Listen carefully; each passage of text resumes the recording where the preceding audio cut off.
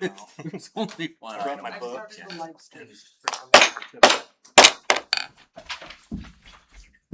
Oh, never seen Woo! it. Wow. Woo! That was speedy. Let's see that again. Yeah, I Okay. could do that if I wanted. The June 10th, 2026 special meeting of the Wasilla City Council will now come to order. The time is 5:03 p.m. Before we begin, council, please put away all cell phones.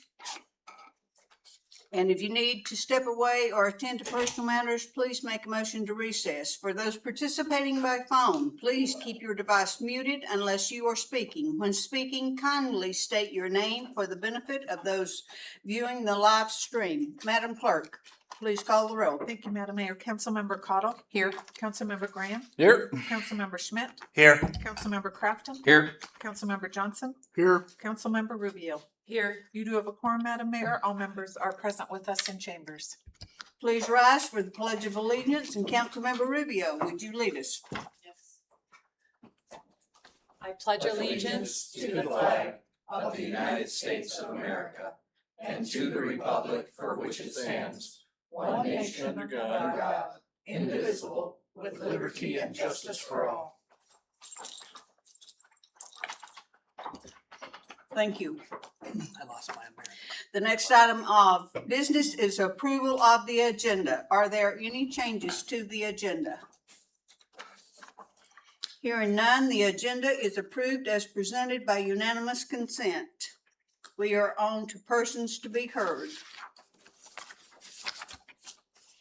Is there anyone that would like to be heard?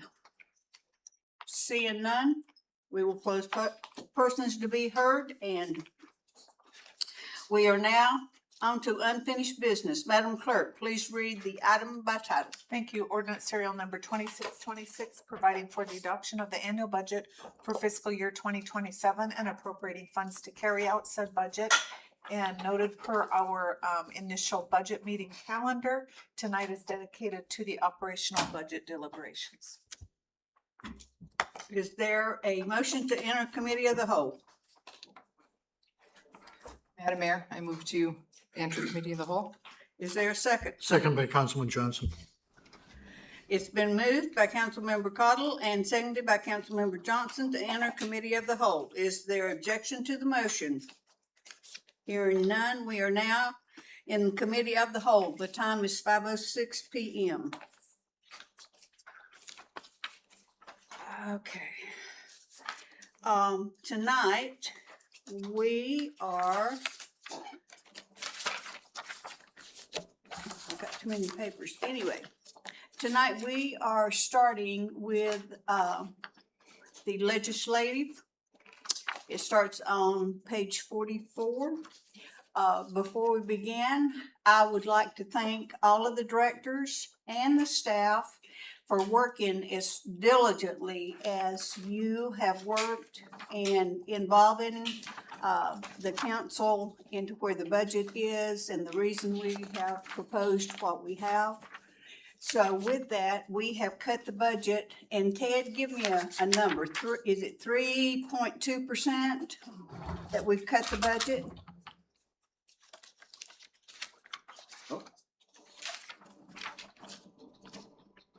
Mayor, we've cut the budget approximately, the total budget, operating budget, by about $4 million.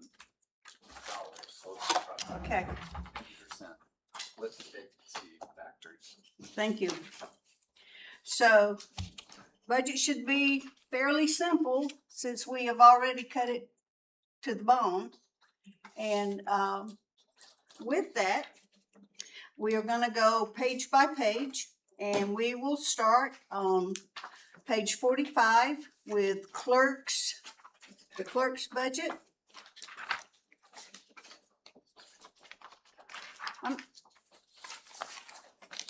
Okay, it's 44, I'm sorry. Through the chair to the council, in the interest of time, do you want to go back over our budgets, clerk's records and council, or do you want to move on to general administration? Your call.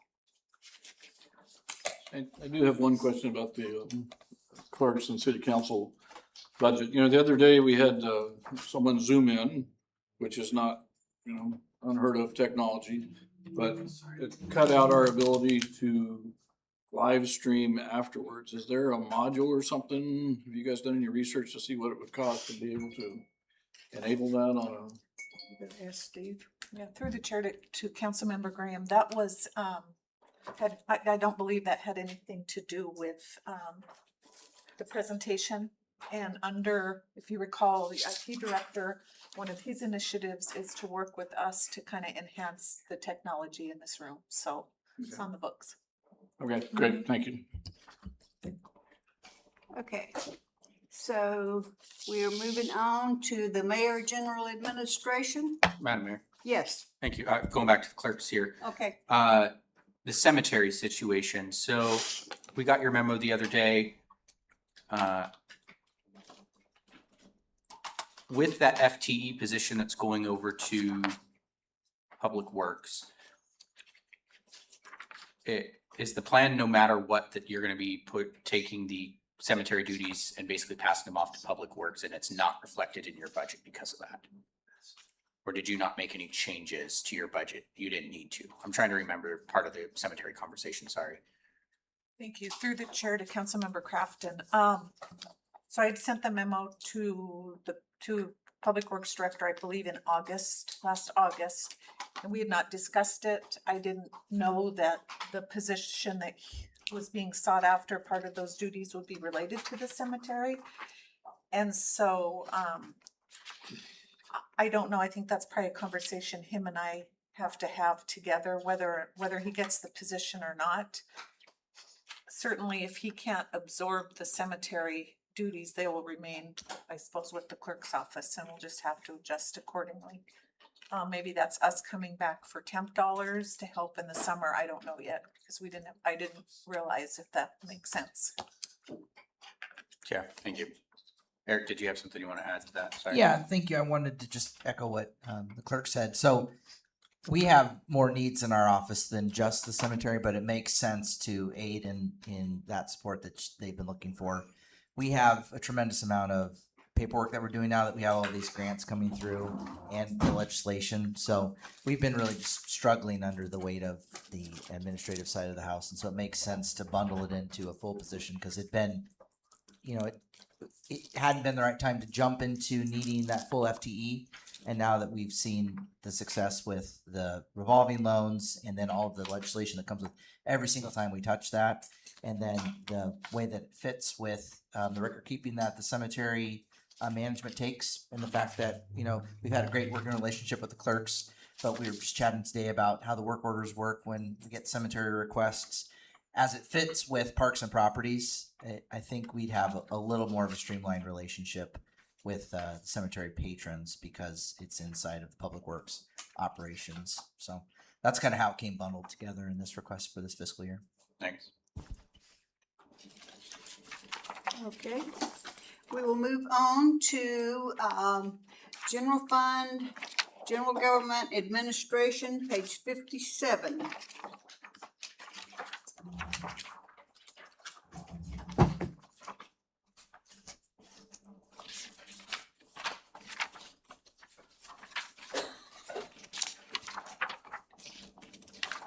Any questions on page 57? It's actually, excuse me, Mayor, Yes. 58. Did I, it's the wrong number? No, I've got, 57. Through the chair to Mr. Leonard, 57 is the budget detail, 58 is the line item explanation. So no, you're correct, Ted. I'm just, Sorry, Mayor. you're okay. Hoping I wasn't getting my page numbers all. No, you don't need to be worrying about nothing right now. Okay. I'll keep my mouth. You're okay. Anyway, is there any questions on page 57? Madam Mayor, Yes. looking at legal, this one's bounced around a little bit here. I see back in 25, we actually spent 11, and 26, there was a request for 8. We've already spent the 8, and we're still asking for 8. I mean, what is generally the mayor's legal services look like? 'Cause that looks like looking at years going back a little bit further. I mean, it's been significantly lower. What are we using as much legal services in the mayor's department for? Let me find my numbers and I'll tell you.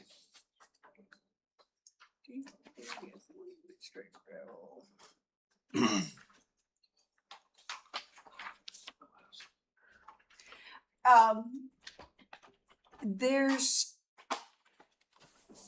in legal, there's things that come up, like when we started Title 16. And there's times that Holly and I, or whoever legal is, that we discuss things. And when that happens, they charge the mayor. It's not pertaining to anything that the mayor personally has done No, to. wasn't thinking that. I was just curious what. Well, that's what it is. Yep. It's the daily operation of the city, and there's times that you need, before you give somebody an answer or before you do something or whatever, you need to talk to Holly to make sure that you are not jeopardizing the city. Thank you. Mhm. Any further, Mr. Graves? So does that mean that all this Title 16 stuff done by the legal office is not reflected under planning, it's reflected under the mayor? No, not at all. It's just that when people will call and say, and they expect me to give an answer, well, before I give an answer, then I need to talk to Holly about my answer so that I don't get the city in a lawsuit. Yeah, it's just clarifying, because you Yeah. talked about Title 16, Well- so. I talked to the attorney about a lot of different things. You know, Title 16 just came to my mind because of the other night, so. What I'm understanding, Mayor, is basically every time you talk to the attorney, no matter what the topic might be, they're billing it to you regardless of Yeah, when I if you're do, referring to Title 16, and we have attorney hours for Title 16. Gotcha. Other question I had was, what's the mileage and status of the condition of your current vehicle? my current vehicle, Yeah, the current one. Do we know? my current vehicle's great. I don't know what the mileage is. I don't know. I'll get that question for you tonight Okay, thank when you. I go get in it. Mr. Johnson? Madam Mayor, to finance, rather than hit legal on every one of these particular city budgets, could I just get to know what is our total legal cost year to year? And are we pretty much flat, or are we going up, or what's the overall trend?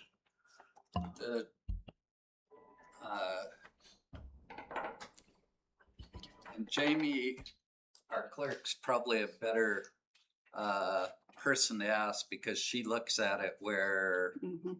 the controller looks at it. I haven't looked at it, but I know that in the last couple of years that it trended up considerably due to Title 16 and everything that was going on. But before that, I'd defer to the clerk on what type of increase. We can get that for you, but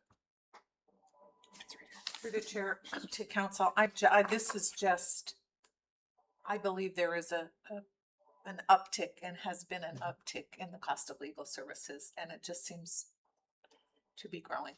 Yeah, And that's just my sense without, just looking at it. But that's certainly something finance can easily get for you, because it's one vendor and we can see how much we paid from year to year. it's not that I mind, it's just that we're gonna see this all the way through is what I'm seeing, that's all. With the exception of administration, which was flat, and I'm not sure that, considering the amount that was spent, let's see, in previous years, 11,000, we've got 8,000, I'm going, well, okay, good job, maybe.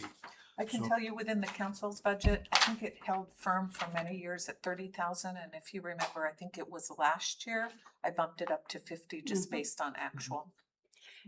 And if you think about things that has come before this council that we had no idea would ever be a problem that legal has had to weigh in on.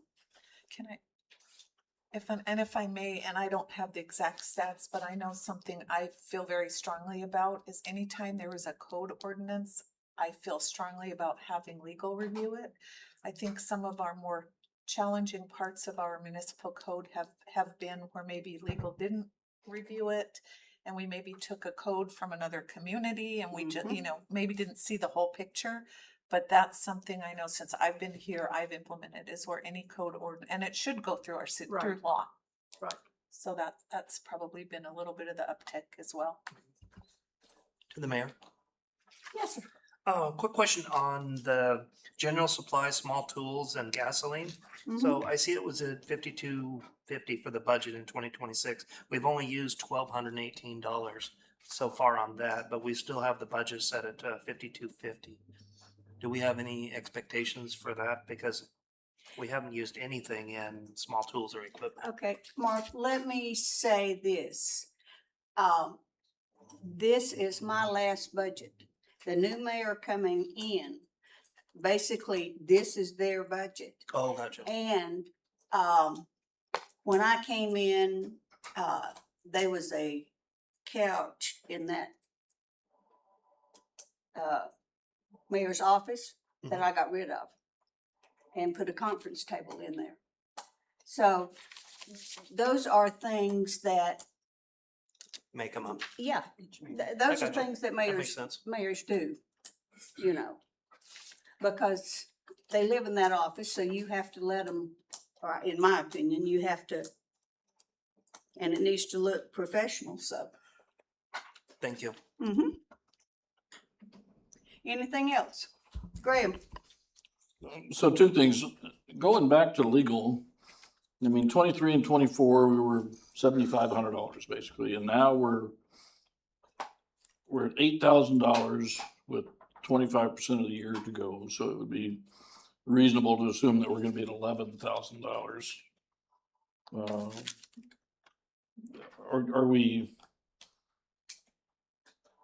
When I say we, is the mayor's office utilizing the attorney for things that you didn't used to use it for? I mean, 23 and 24, those were your years as well, so. Right.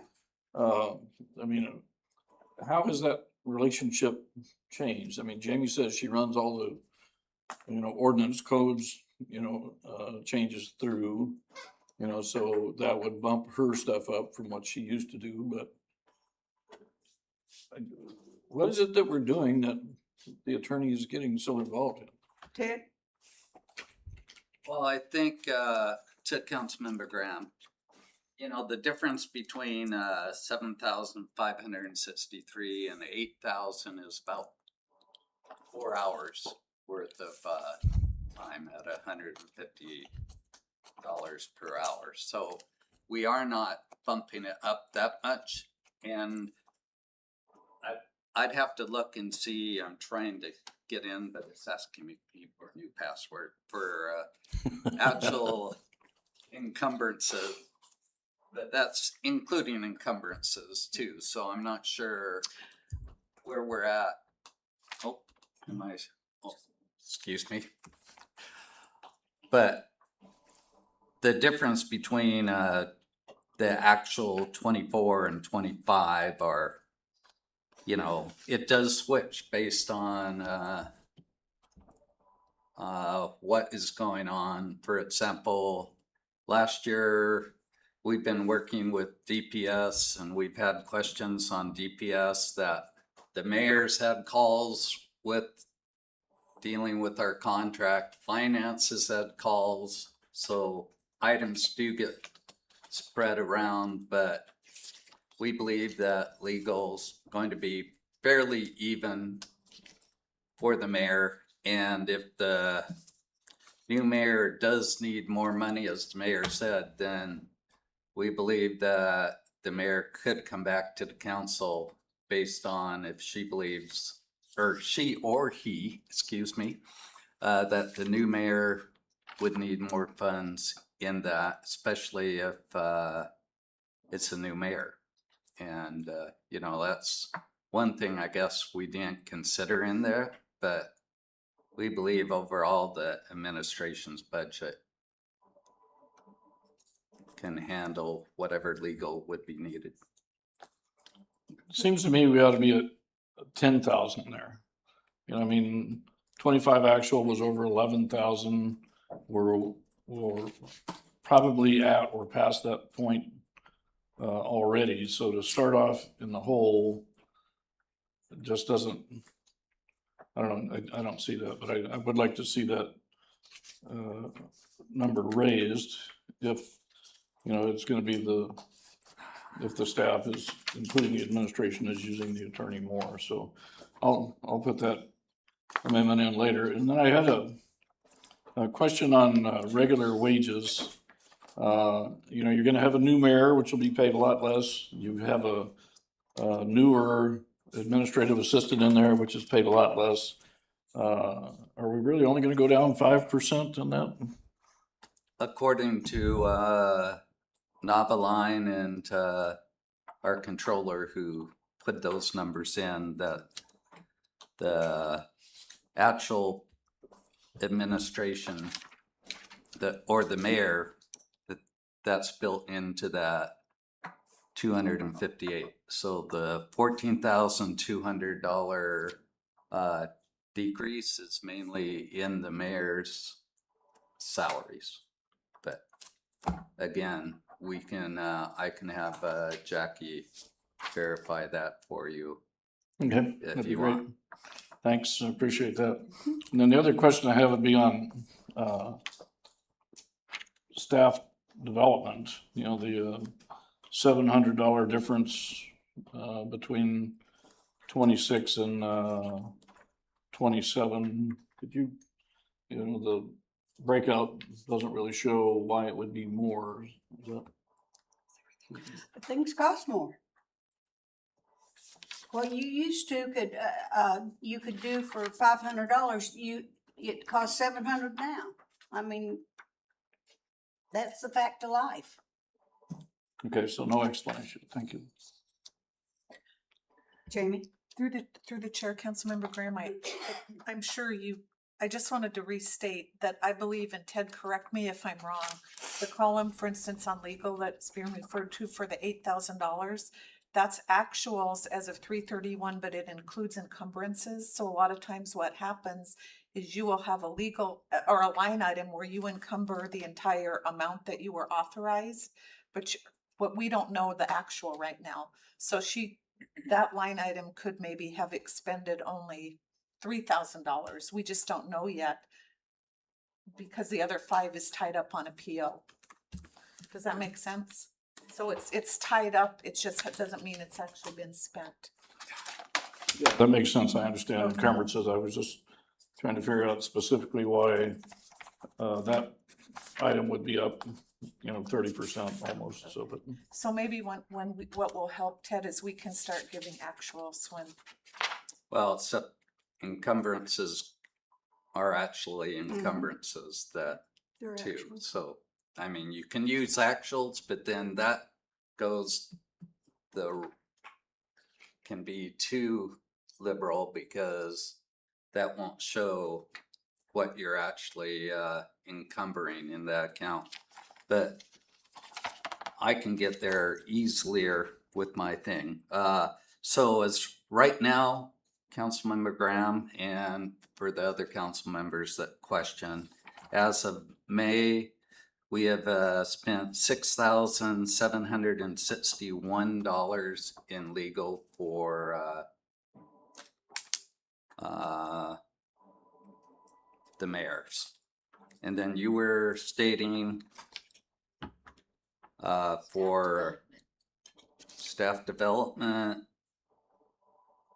that's actually staff development is $3,376 as of May. Mr. Graham, I do know that some of the legal is tied to, people that are no longer employed with the city of Wasilla. That's always a legal thing. Yeah, that's fine. I'm just trying to understand where Yeah. the numbers are coming from. Well, I'm that's, not suggesting that we let people walk all over us or that we walk all over people. I'd just No. like to know what we're doing with our attorney. okay, thank you. Okay, anybody else? Hearing none, we will go to human resource on page 70. Oh, general administration line item in 65? Yeah, sorry.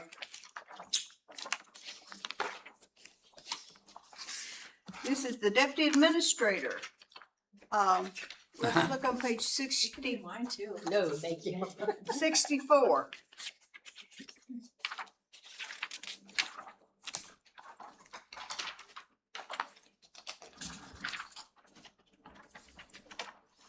Any questions?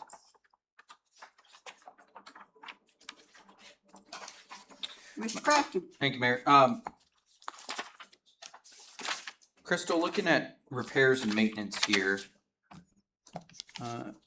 we have a $500 increase. Last year, we had put in there that it was just vehicle repair oil change for $1,500. Now we've got tires at $1,500 and oil changes at $500. And I mean, this is a fairly new vehicle. I mean, it's a 2019. It's the one the mayor had. It's 18. 18, okay, but still not that old. What's with the like, why are we shifting from $1,500 in repair oil changes to only $500 in oil changes? I guess I'm just trying to understand that. We had them all lumped together for vehicle repair and oil change, 1,500, and I just broke it out. I think those tires are fine, but, if I have to replace them, because I gotta go through Jesse, and if they have to replace them, that's what it would cost to replace those tires, and then I just get an oil change twice a year.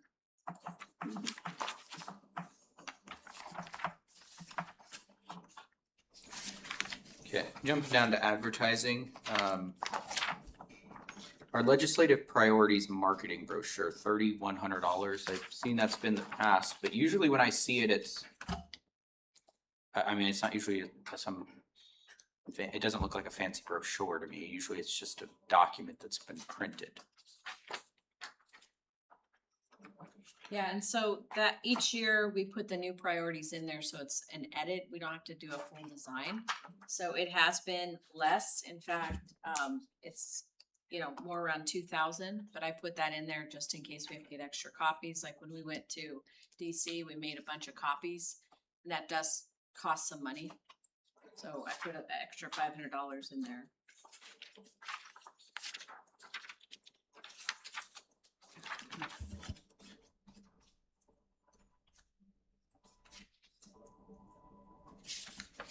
Okay, Mr. Graham? Thank you. So the question, I don't know to whom this would fall, but unemployment and workers' compensation up tremendously. It was my understanding that a recent study done said that unemployment insurance and workman's comp insurance, were rising, but they weren't rising any faster than healthcare costs, which seemed to be about 11 or 12%.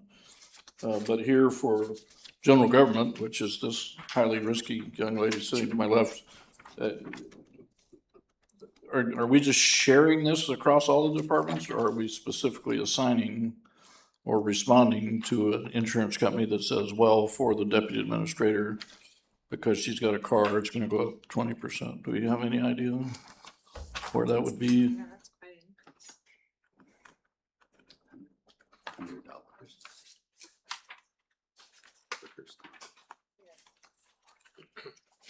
Workers' comp did go up tremendously over the Was last it? couple of years. Well, for the last couple of years, this says 47% this year.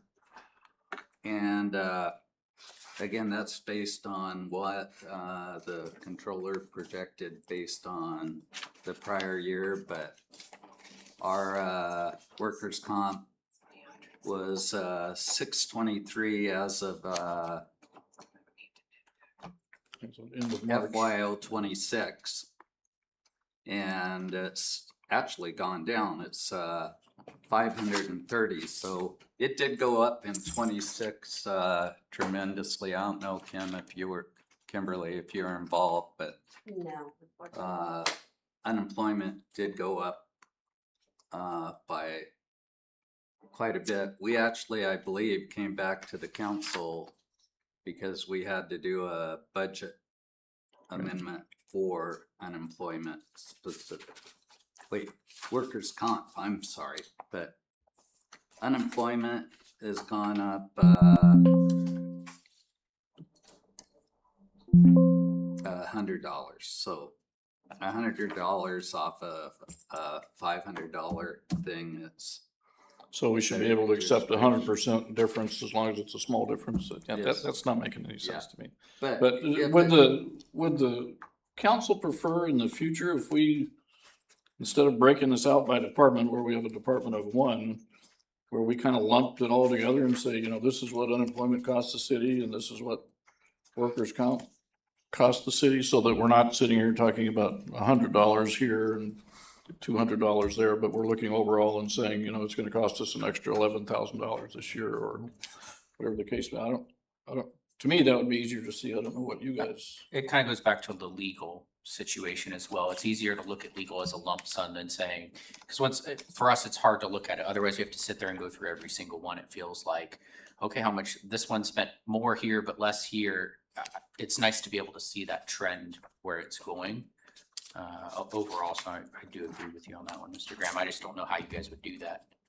How finance would do that. we can give you a report that would show that, I'm sure. During the budget deliberations, so tomorrow or next week or whatever, you could generate a report saying that, this is overall what it went up, because it should go up the same for all departments other than the police department, I would think, and I don't know if they're handled separately or Unemployment is citywide. citywide. Right. So, and we can tell you exactly, if I could tie into the system, what she projected for unemployment. And Okay. the same for workers' comp. But I do know that as we look at workers' comp, that has gone up over the last couple of years, and unemployment is one of those variable things that sort of has a way, because if you have a lot of, we are not under our own unemployment. I believe we're under the state system, so, if we have a lot of, people leave, then our rate's gonna go up.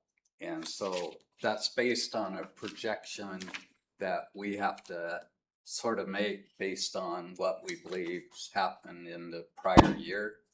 So Jackie can tell you what the rate was projected at, or what it is last year, what we're projecting for next year, and then we can tell you the same amount. But again, that projection is, what the rate, we're projecting what the rate is. Right. We can get that information to you. Well, I know Councilperson Crafton and I have weighed in on this.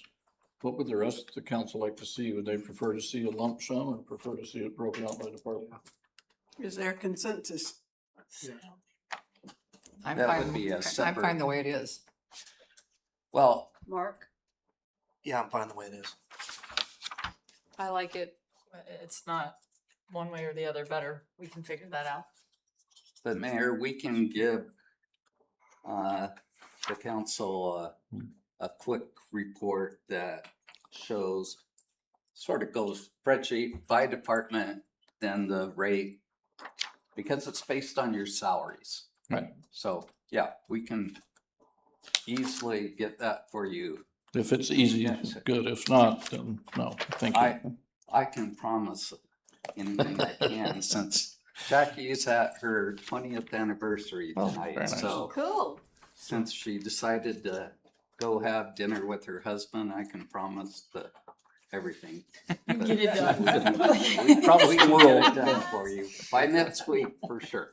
We can get you a report on, is it mainly unemployment? SBS is the same thing, always Right. 0.062, so is, PERS is based on salaries. It's always, thank God, yeah. 22% Thank God of it's still salaries, and, FICA is a fixed rate. unemployment, workers' comp has gone up, and there are, I believe, 2 to 3 different classifications in workers' comp. It's not like a normal business where you have 15 different classes. So do you just mainly unemployment, or do you want to see workers' comp too? I'd like to see both. I know last year HR asked to add a safety manager position, and that would be something that would be directly reflected, perhaps, in, workers' comp rates. So I'd like to see what those are. We can definitely get So, that. Okay, Madam Mr. Mayor Johnson. and the council, I find it very tedious to be talking about $170 on a $40 million budget. On some of these items, what we can do is a lump sum. I mean, yeah, we're gonna see variations all over, like 49 or 47%. Will be, it's $100 and some dollars. On the aggregate, it'd be interesting to see. But to spend time talking about $100 here, it's a waste of my time. I mean, to be perfectly honest with you. It's the aggregate that I'm interested in. What is our trends? What's the aggregate? Because we're gonna see it in every budget, and if we have to go down and look at a high percentage change, well, that's good. But, let's hit some of the highlights here rather than the $170 issues. Mr. Johnson, that's the reason why he's asking for those numbers, is so that he can see the trend instead of having to ask about $170. So that's what he just asked for. Okay, but the way it's broken out in every department is called, being transparent. And that's what you guys have asked for the whole time, be transparent. And so that's why it is broken out instead of a lump sum. That's fine, Madam Mayor. I mean, I don't mind having it broken out. But the discussion henceforth, it. if anybody talks about unemployment compensation or whatever, I mean, I'm gonna get pretty bored with that. I mean, we know what the answer is, even though the And number might vary. And Councilmember Johnson, that's probably part my fault, because I allowed for the line items and benefits to be broken out. In the past, we just had benefits, so you could just see the total, but And one last thing, Madam Mayor, I did want to comment on travel here. There is a slight increase there, about 15% increase. And since the deputy administrator is essentially our economic development officer, have you found that the travel you're doing is sufficient, or do you need to do more? I mean, as the city continues to grow, do you need to expand your outreach through further travel, or do you think that's sufficient to do what needs to be done for the city? Yeah, I think it worked really well for us last year. And one of the new things we did is we went to the SUD Summit that's held every year. And we made some really good contacts, especially for our water and our sewer permitting. So I think this is really adequate. I made sure that I included some extra costs I didn't understand, like bed tax when you go to Anchorage in the winter to their conference. So those bed tax kind of add up a little bit. And then just the cost of airfare. So I just made sure that those prices were good. But thank you for asking. I think we're good right now. So with the cost of airfare skyrocketing right now, is that going to affect this, or should we be putting more money into the line item? Well, I went back and confirmed what I had last year and what I had this year, and I feel comfortable with these. All right, any more questions? One other comment, Madam Mayor, regarding Mr. Johnson's comment. I think by having these discussions, we're determining what the intent is, legislative intent is. So the intent here is for us to have the deputy administrator attend these items under, point 50-81. Mhm. So if she were to come back and say, oh, by the way, I can't go to this one, that would be different. Or if she came back and said, well, now it's $1,150 to go to DC instead of $780, we could look back and say, well, our intent was to do that. Do we have the money to go forward with our intent? So. Okay. Anything else on, the general administration? Madam Mayor, and this one's gonna be more so on all of them. I just wanted to use this one as the example. It might go to Ted here. General supplies. From my understanding, general supplies, which seems to be slightly different for every department, most of it falls under the category of office supplies, though. Tends to creep up a bit. It does look like it's being spent, but $10,000 per year in office supplies when we have printing and stuff in other ones. So what are we looking at when we're spending $10,000 in office supplies, and how does that translate to every other department as well? That also seems to be in a 5-figure office supply range. I don't know who needs to answer that. So, Crafton, I can answer that. Since I've been here, office supplies has always been in my budget. It's for paper throughout the city and various other supplies. It's just kind of a catch-all for the city, and we've never changed it. So what I've been told is it's basically paper and various office supplies that the city uses. So you supply the paper for all the departments, is Yeah. what I'm understanding? Then why are theirs also in the tens of thousands of dollars? When I look at HR, or I look at Public Works, or I look at finance. If you could, Madam Clerk. Through the chair, I can speak for the clerk's office. I think do I have a $2,000? Yours was not as high, that's why I didn't ask then. But still, nonetheless, so we get all of our paper from upstairs. It's a Yeah. general supply, the copy paper. But for my office, other general supplies would include pens, folders, mailing envelope, any office supply you can think of, separate from that main big universal paper account. If I can speak to mine, you will see an increase in my budget. Microphone, I apologize. thank you. I'll do my job, thank you. If I can speak to mine, because you will see an increase in my budget. This year, we're making a bit of a change to the safety department. Previously, as Councilmember Graham had mentioned, last year we asked for a safety individual.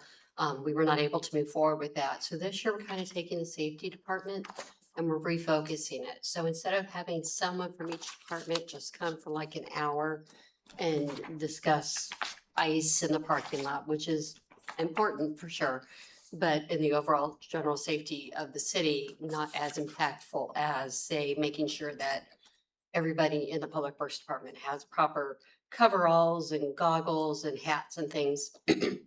So each department is now going to have a safety lead. And those safety leads will be in charge of ordering the supplies. And that's where that increase in the HR budget is for those safety supplies that will be going out to the different departments, making sure everybody's got a first aid kit in their cars, making sure that all the roads crews or all PARs, students that come in have the proper safety equipment. So we're just kind of refocusing that energy. So you will see an increase in the HR budget for that. Madam Mayor, Yes, Jay? also as Crystal was saying, and Kimberly, is general supplies is one of those catch-all codes for a department for miscellaneous items that don't also fit into any other thing like small tools and equipment or pamphlets or things that you may buy, books, for example. This CFR 200 book that we have didn't come out of staff development. It came out of general supplies. So And Crystal right now, or the deputy administrator, excuse me, has spent about 81% of her $10,000. So again, she's pretty much right on line with what was projected. But anyway,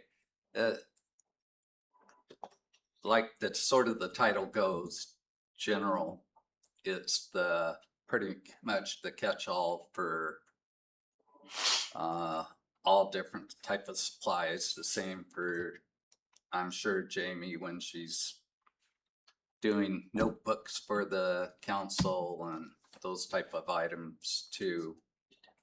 So anyway. Thank you. Mayor, can I just make one comment? Yes. You know, the directive that we got this year was to really cut our budget as much as we could. So some of these conferences like the NLC, City Summit, and the ICMA, I only see it as an every third year. Like if there's an election coming up and there's maybe a new administration in Washington, that would warrant us going every third year. So I did not put those in there for this budget, but then next year I would, because it's every third year. So I don't know where the council stands on that. If I just want to put a blank $3,500 in case we need to go to a summit, if there's something relevant. But I definitely don't want to attend conferences just because it's always been something we've done. I want to make it really relevant. So I did not include this extra conference of $3,500 a year in this budget because it's an off-season year, just so you know. Sorry, which conference are you talking about? The NLC conference when they do their city summits. So we Okay. still have a membership to them, but I did not include it in travel. The other one that has been pretty common is the Retail Expo that's in Las Vegas. And it's a great show, 44,000 vendors, but a lot of our developers go there. And so, you know, if we go every third year, that would be great, but I didn't see the need to go every year. We do get some really good contacts. Say Holiday Express is one of our customers or one of our contacts that we got. If you think that's something we should attend every year, I just want you to be transparent about where I came with this travel. Okay, moving on. Any other questions? We are moving on to the human resource page. Okay, page 72 at the top. It starts with legal. No, 71, 72. I know. But the line item is what I was looking at. Anyway, okay. The line item is personnel services. Any questions on that item?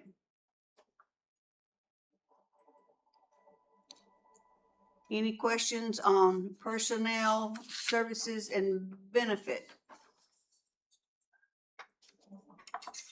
So on the personnel, looking at page 68, total on the summary of expenditures, total for personnel is down about 10%, which is amazing. Thank you very much. Could you, without going through every line, could you kind of explain the general, how do you get to 10% and other departments get to 2%? Previously, finance was allocating for benefits for my position. I do not have the city benefits, so Okay. this year we took that out. Okay, thank you. Okay. Professional services.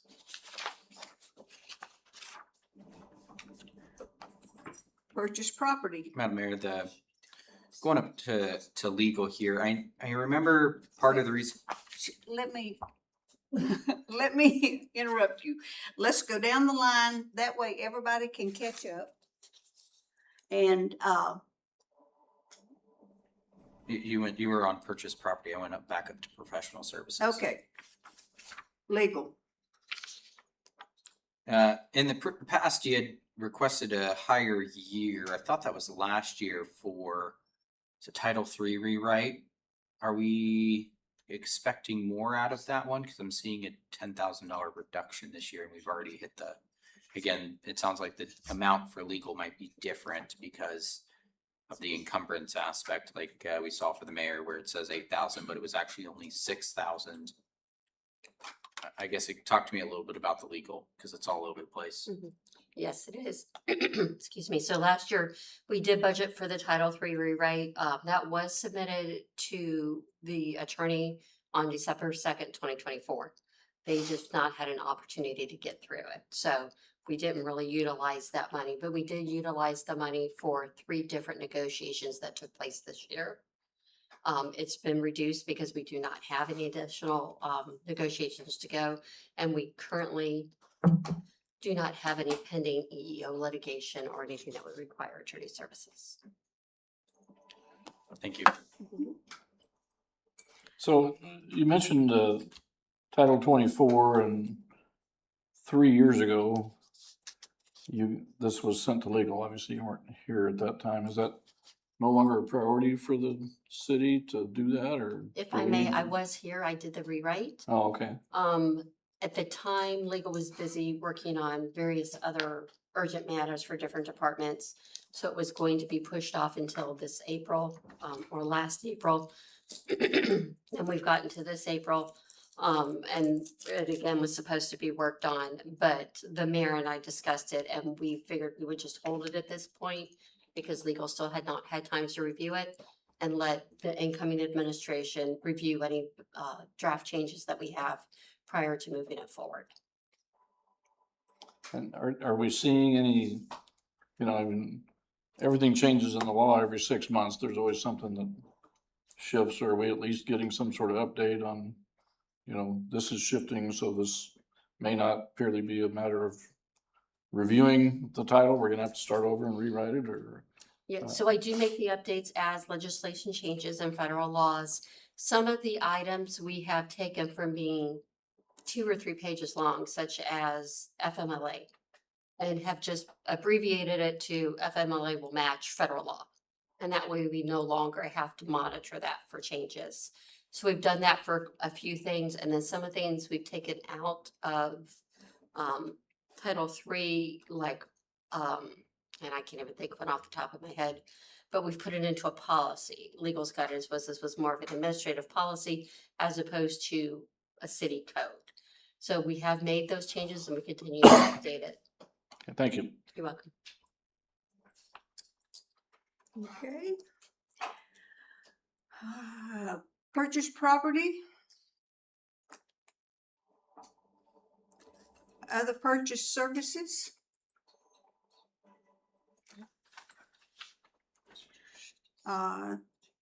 Interfund transfers is 0, so your summary, the division summary total is down 9.74%.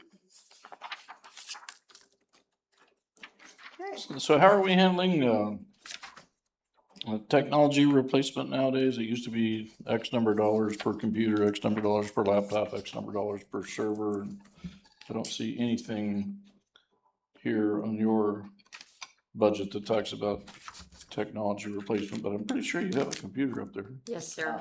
It is all captured under the IT budget now. Okay, thank you.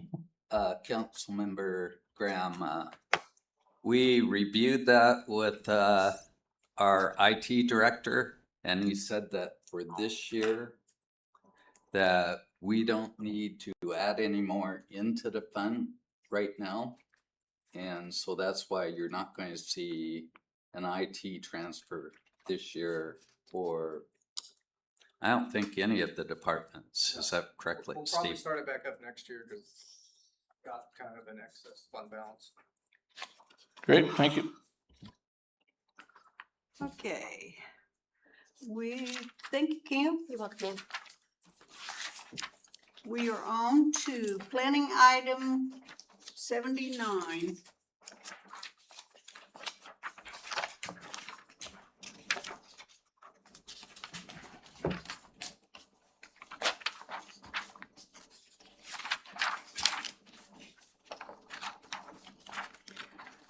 Okay, personnel services,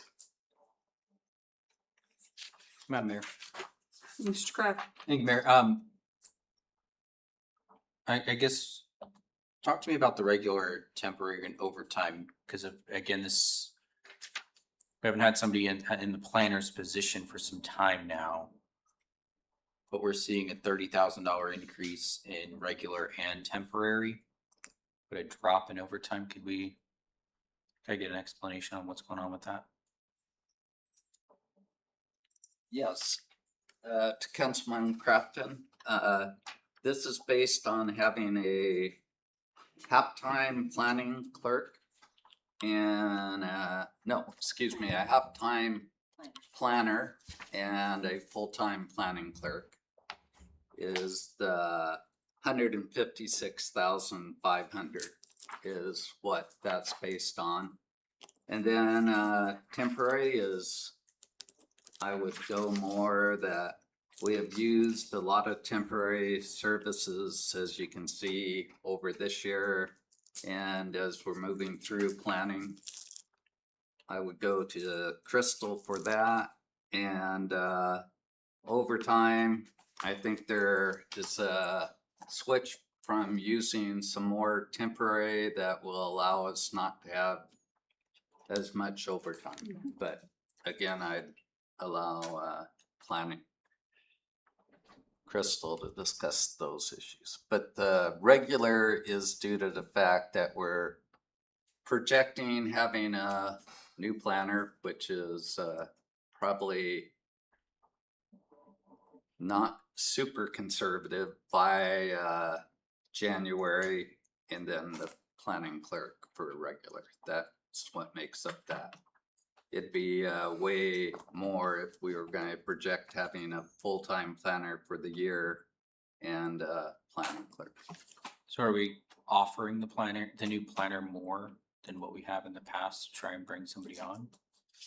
No, this is based on what we would offer a normal planner plus the planning clerk.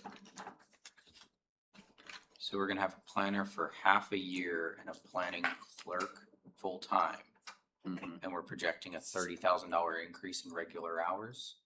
Yes. Because we haven't had, for even in FY26, a full-time planning clerk. I'm not sure when we actually hired planning clerks, but this is based strictly off Noveline, based off the projections. It's making for a half-time planner and a full-time planning clerk based on where the planning clerk is right now. But on the overtime and the temporary, I'd have to. Yeah, so for the overtime, it's primarily when we have our meetings, because we have them at 6 to 8 instead of during the day, which some cities do have them during the day. And then any special meetings that they might have to attend, that's where the overtime would happen. As you see in the report, we've been logging in the amount of interactions that come into the office. Even though you're online, you still get that daily traffic. We get a lot of Amazon contacts, a lot of FedEx contacts every day. We don't log those. But we had 404 interactions just between, July and January. And so we've been logging those so we can see what the traffic looks like. And that's primarily where our temporaries help us with the customer contacts and then processing the temporary permits in the summer for the special events that go on, as well as the smaller administrative permits. So the planning clerk can really focus on the planning commission duties that are the top priority.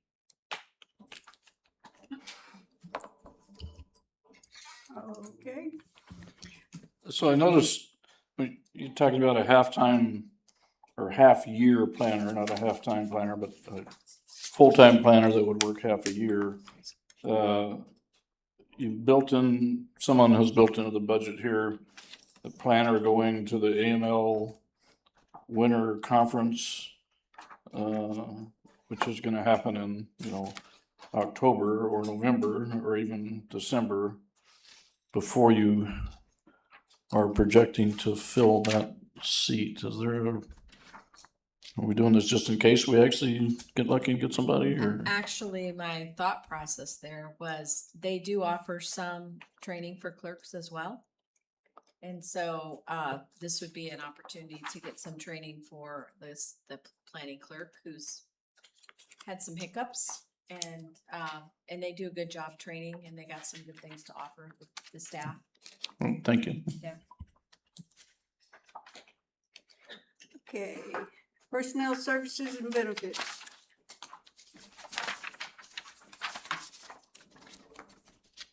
Professional services, Madam Mayor. Mr. Crafton. Thank you, Mayor. I know, part of this has to do with the Title 16 rewrite, but with such a significant decrease, and I know phase 2 is around the corner, phase 2. With Title 16, we're supposed to be getting our comp plan this fall. So, I mean, we'll be deep into Title 16 phase 2. And from what I understand, the attorney bill for planning has been significantly higher than normal. Are we thinking 40,000 is enough, or should it stay at 80? At least, I mean, 24, 25, where we're well into the 6-figure number.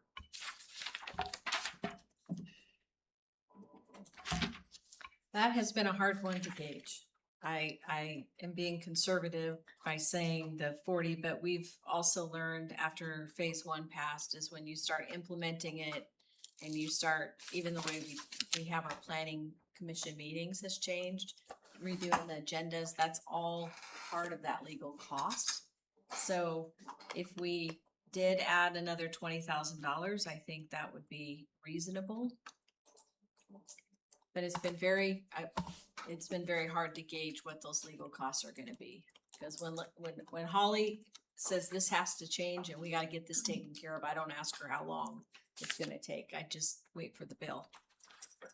I'm from what I understand, we could burn through that $20,000 in a month.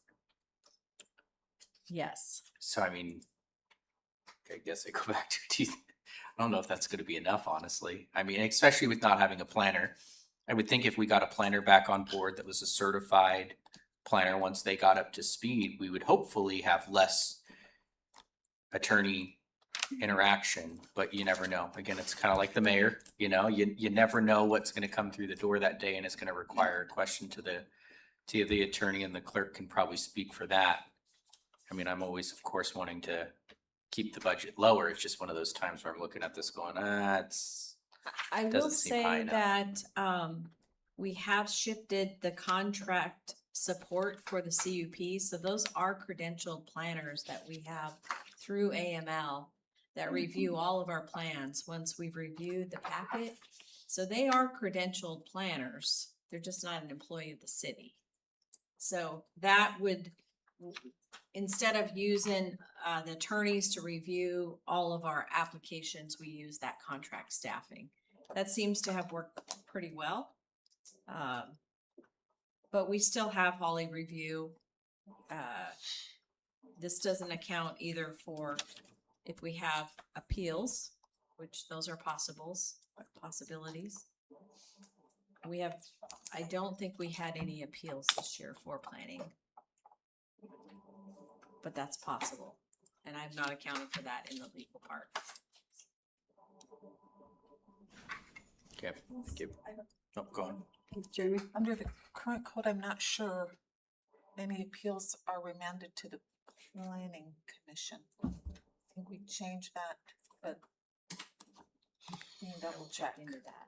'Cause I know So Holly's you been working may on it. be good on there. Okay. Yeah. Madam Mayor, Okay. Yes, thank you. I don't know if I heard this correct. Did you say the attorney's doing the minutes? We have reached out and we have been using a paralegal so once we draft them, we have them look at them before we publish them. And primarily because we have a few commissioners that have been questioning how we do our minutes. And so we've had them ensure that the minutes are right. And so we have been using Holly for that. Well, her paralegal. Is, Madam Mayor, if I can, Yes. is that not the duties of the clerk? It is, Okay, thank you. yes. Okay, moving on to purchase property.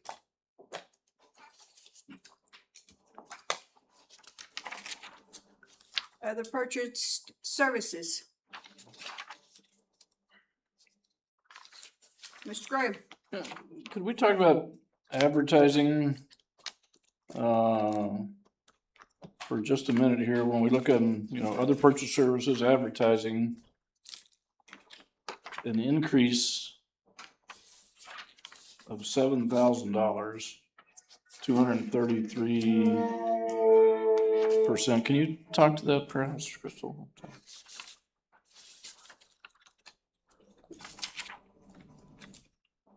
And I would say this has taken a little bit of a change since the budget was printed because Frontiersman is no longer printing.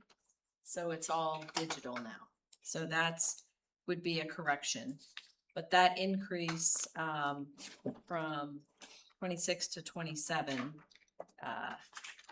is the notifications that we send out for the planning commission, and then in the past, we've had to do that, multiple publications. And that's changed. And what do you think the savings or the difference might be from not being published in a newspaper of general distribution or whatever it's called?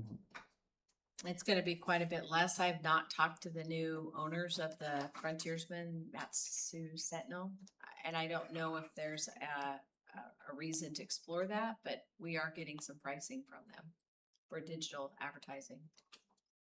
Okay, when you hear from them, it'd be nice to know what that difference might Yeah, be. but it will be less, I know for sure. Yes. We're budgeting, excuse me, Councilmember Graham, right now, $3,000 is what's in the current.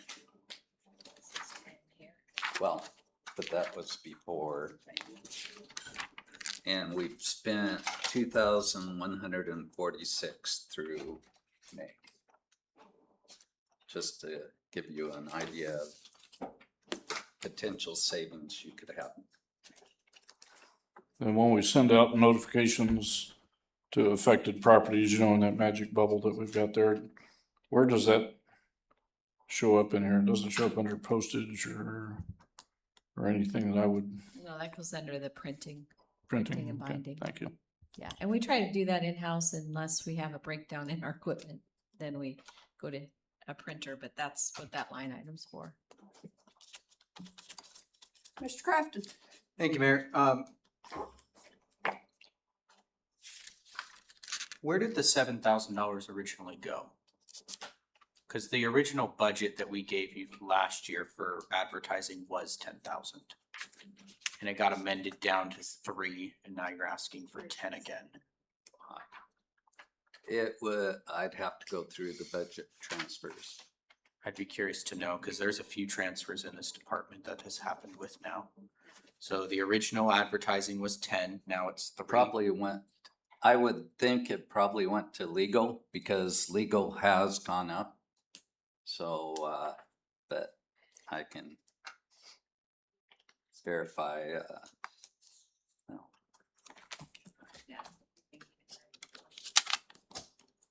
Yeah, I'd be curious, because again, staff development, same thing. The original amount was 5,000, but the amended is 0. So you guys pulled everything out of staff development.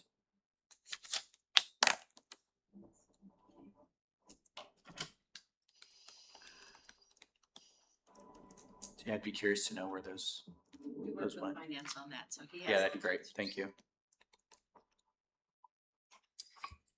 Okay.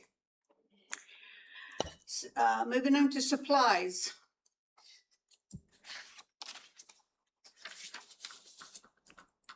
Hearing nothing. So we will move on to Finance. So why the big difference in general supplies? And that's 40% less. Are we doing something different, allocating it differently? What? Supplies, that was the office supplies.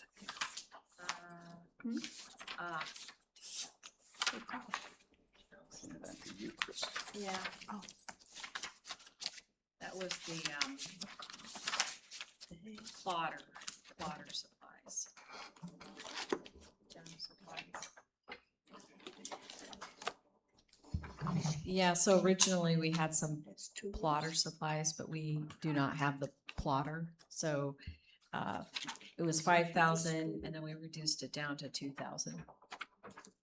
Didn't I see a line item in here for plotter maintenance? Nope, well, last year was, by mistake, was 750, I think it was, and that was taken out. Okay. Yeah. We have 2 plotters if you'd like to buy one. $1. He's Yeah, already, I already own a caboose. So. yeah, he's already got trained.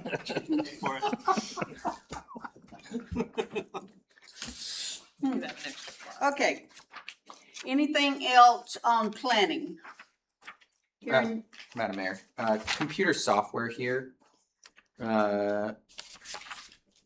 Drone and camera support for inspections, and then inspections, it's all new this year.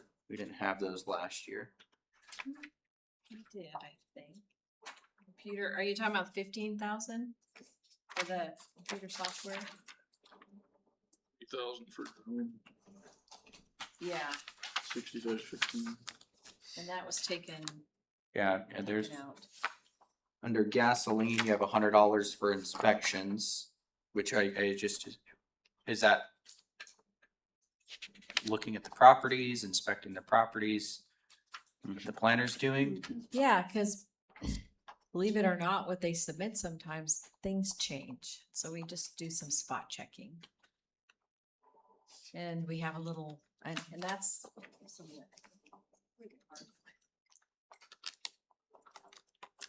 Eric. So I did put $100 in there for gas. Those are public works. Is that the highest and best use of our time for a planner?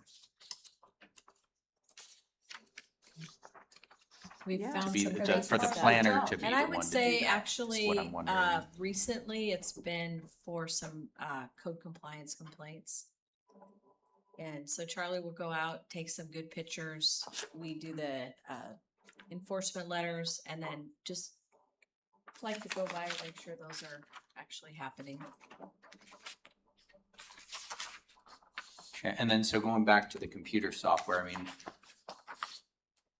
unless I'm missing it in last year's budget, Oh, I don't see it in last year's budget at all. this one right here, is that what we talked about? The 15,000. Right, and that should go up to, Should go up to computer software maintenance. Citizens are. Right. so if you look on page 78, somehow that 15,000 computer software is actually, should be with computer software and maintenance. Whereas you see a negative 15,000. Okay, so that was my other question I was gonna go back to, is why that one said 25 and that one says 10 up there. Right. It Okay, so those are somehow- supposed to be combined. Yes, one of our accountants, when they were putting together the spreadsheets, I don't know how that got down there, but That's we, our we saw Placer, that quickly. that's our Placer AI subscription for traffic analysis, and we host it for the entire city. Okay. So other departments can use it. Okay, this is why I was confused. So we're purchasing a new drone for inspections is what I'm understanding. We have a drone, but we don't have a certified operator for a drone. And I don't know what that cost. I think there's only a few people in the city that are certified to operate a drone. So the drone has not been used because I get certified to use it. I know it's not terribly expensive to get somebody certified, so. Thank you. Sounds Okay. like a great contract opportunity for. Yeah. Madam Mayor, that's what I was gonna ask. I'm not understanding why we're using a drone in the first place. Why can we not walk and use our feet to inspect? I don't even know why we have a drone. That was there way before I was there. I think maybe code compliance had used it in the past. And I do know that Charlie's certified for that, but we've not used it we physically go out. I mean, Yeah. Madam Mayor, there's a reason police officers use them Right. to not be in harm's way, but in an inspection, I just don't see Well, that. with a drone, you can see things that you're looking from up here instead of this way. And so you see other stuff.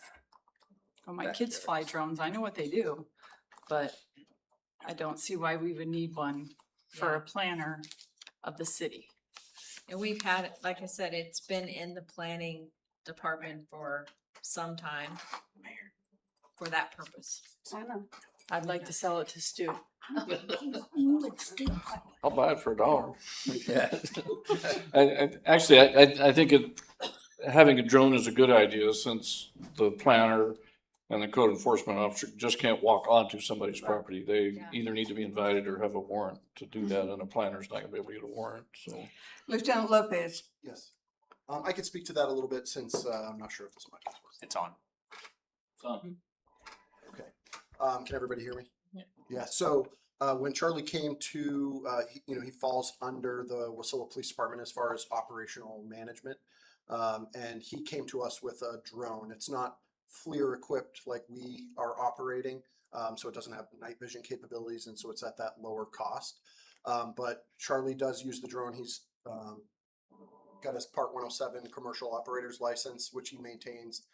He does training with us, which that budget could include some of that. And then additionally for issues that Councilmember Graham mentioned, when the legality of curtilage and private property comes into question, the drone is a great mechanism and tool for some of those large area assessments and violations. I could speak to a specific circumstance that he used it where there was a zoning issue related to Lake Lucille, and the contractor was, doing things too close to the water, and we had to be able to document that. And so, those are some of the uses that Charlie employs the drone for. So, Mr. Crafton. so Charlie is certified to fly that drone and he is Yes. currently using it for, so is it something that we would just, this 3,000 would be to cover the cost of having Charlie come out and inspect something at that point? Through the mayor, it's for replacement parts. They need batteries sometimes. If they crash, they need new parts. So it's just the operations cost. I've used Charlie's services to get photos of like the sewer treatment plant that you've seen in some of our presentations. So we have a relationship with needing non-FLIR, non-chasing bad guy drone uses. So Okay, thank you. Okay, moving on. We are going to finance line item detail on page 85. Madam Mayor, can we take a 5-minute recess, please? We have a 5-minute recess at 6:21. We'll be back on the record at 6:26. Now you can come in to buy things. So is the bottom line, when Charlie flies is carried in the planning budget?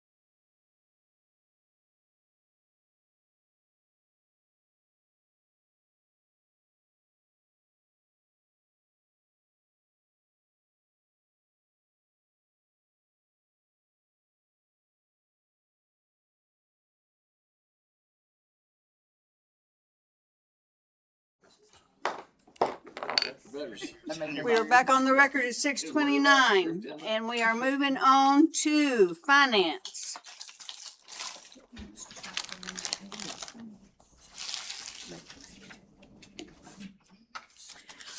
Okay, council, we are at finance and personal services. Madam Mayor. Mr. Graham. Yeah, I'm looking at the page 81, the budget summary here, and particularly the FTE, and we talked about, moving, I don't remember the position, but moving that person into a grant manager position. And we have been graced with a whole lot of grants in the last 6 or 8 years, but there's certainly no guarantee that that will carry forward, I mean, we've got midterm elections coming up, and then there will be a new president in 2 years, 2.5 years, whatever.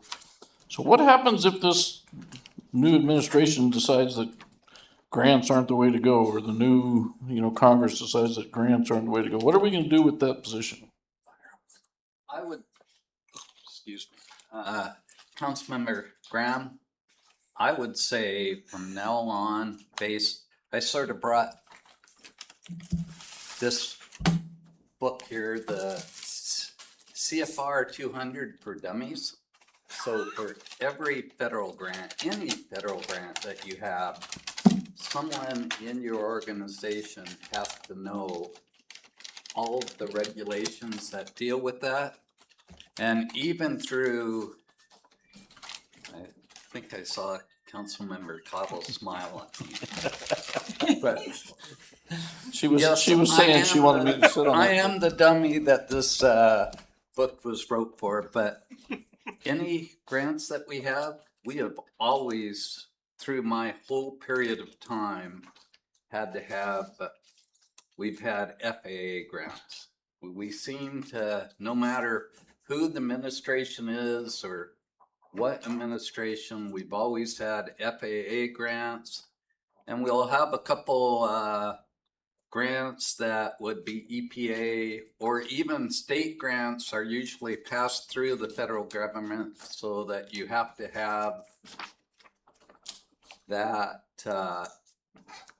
experience in your organization to protect yourself. So I think it's an investment well worth it. And the other thing I'd say is, I don't think for the whole time I've been here, where we haven't had a single audit. And that's also part of what a grant manager's expertise is supposed to be for. In the past, we've tried to use our controller and our CFO, but it's just the regulations, as you well know, have just increased and increased, that it's important enough for us to have someone that can keep up with that, and especially on the procurement side, working with Public Works. So I'm believing that no matter what happens with administrations, there still will be federal or state money coming our way to a certain amount. Okay, thank you. We need that. Okay. And moving on to personal services benefits. Professional services. Mr. Crafton. Thank you, Mayor. Ted, can we talk about accounting and auditing here? I mean, I see in the past, we've been spending a very significant amount, but still budgeting for a lower amount. So I was just kind of curious, could you speak to that by chance? The Councilmember Crafton, I think, not sure.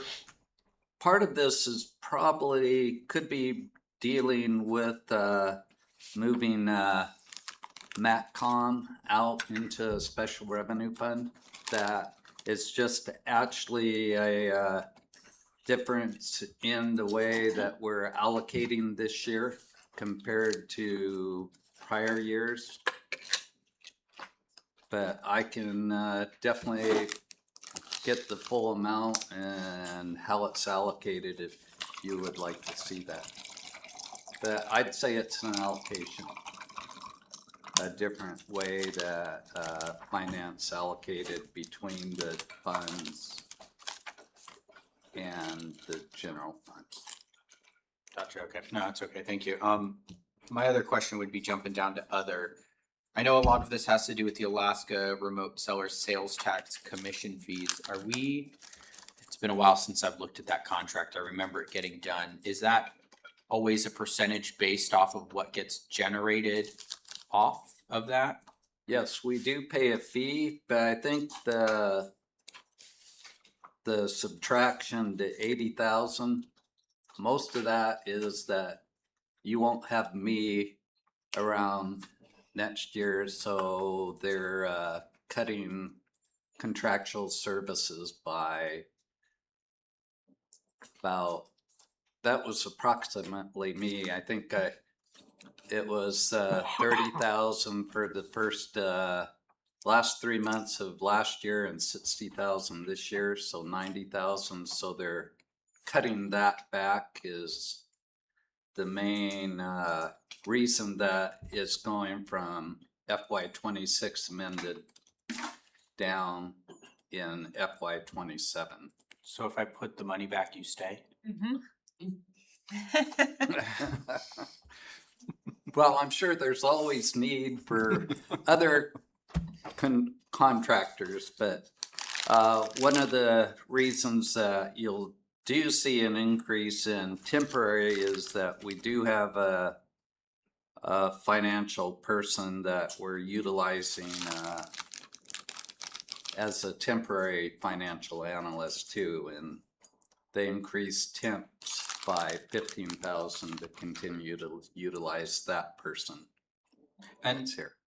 sorry, continuing on about this sales tax, then we're not necessarily adding a new sales tax position, we're reallocating, but in the end, we're really still adding a person. I mean, both. We the are two adding positions. a person. We're adding Yes. one person, and to do that, by doing that, we're gaining somebody to handle grants, and another person will be handling sales tax. Are we gonna see a significant increase to our sales tax commissions? I mean, part of their job will be to find local businesses that aren't paying sales tax that need to. Are they also going to be finding, I mean, remote businesses that will be doing that? They're projecting. Cause I remember seeing the memo, yeah, Okay. yeah, that's why I ask. I read from our controller at least 120,000 more in just right away. But then the part, of course, that you can't really quantify yet is how much can we expect more from our auditor when she stops doing more administrative items to actually doing audits again. Yeah, cause I mean, I know part of the money that we're missing too, and I think it was Crystal, the mayor, and I that were having a conversation in Juneau about this, cause they did some sales tax conversations, was like, where in our code are we not collecting correctly? And I think one of those was like, we don't collect off of nonprofit sales. I mean, again, it's not the nonprofit that's paying it, it's the consumer. And so like, when you go down and you buy something at a nonprofit organization, technically sales tax should be collected, and we're not collecting those dollars. And I think there was some other online subscriptions. I think I had the attorney look at the code for that as well, when I had asked Jamie about it. So I mean, are those some of the things that the plan would be, or the figures that you gave us strictly just based on existing businesses that we're not collecting?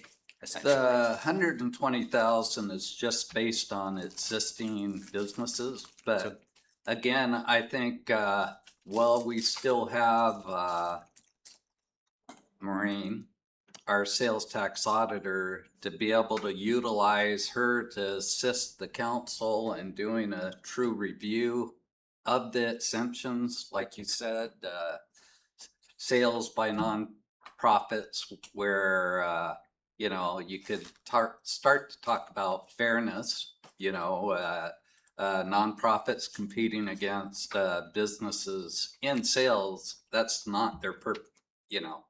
So those type of things, there's a lot of different ideas that Maureen has that where she'd like to be concentrating on those exemptions. One of the big things, my understanding is that working with AML is with, well, I'm not sure the technical word, DoorDash and those type of things, those services that we are not getting sales tax on Correct. either. So having the person that can start doing more of the administration and would allow her to look at the whole picture. And again, the other thing we're very concerned about is, as we all talk about, succession planning and having someone that Maureen can pour her knowledge into will be vital for the city as we move forward. Thank you. Okay, other purchased services. So before we run too far down the road, back up looking at PERS under personnel services and benefits. I mean, we are gaining an FTE, but PERS is going down almost 15%. To my simple mind, that needs a little bit of an explanation. I would state that that's probably mainly dealing with the reallocation of the grants manager to more CIP. That you know, as we stated before, Councilmember Graham, PERS is based on the total salaries Exactly. in there. So I believe that. But our total salaries for the department going from 1.16 to 1.14. And part of that, as you're going to see in all of our benefits, is that, again, like I stated earlier on during the start of the year, we've let Noveline decide what our previous CFO was trying to do was add into PERS the amount that on the financials, you actually add into PERS the amount between whatever they stated was the actual amount and the 22%. And then you do on the other side a revenue for that. And we sort of use a cash basis. So they were putting into the budget the previous CFO, the first time I've ever seen it, that trying to calculate how much that difference was going to be. So that's part of it too, was that based on that, she was putting in extra monies into PERS, trying to calculate what the difference was going to be between the actual PERS that the state paid and the 22%. Thank you. Okay, moving on to supplies. You're seeing none? And Madam Mayor. yes. Thank you, Mayor. Again, I know the trend this year is to cut back the budget. 4 million. But one of the big things that the council is always an advocate for is for staff development, and see, we're cutting it back pretty significantly. Normally, it doesn't look like you guys use it all too much, but with some of these new positions, is there any opportunities for staff development on these more or less new positions that we're bringing on that they would have wanted to go to or would significantly benefit the department that aren't being looked at because we're trying to cut the budget? I would state that I agree with you, Councilmember Crafton.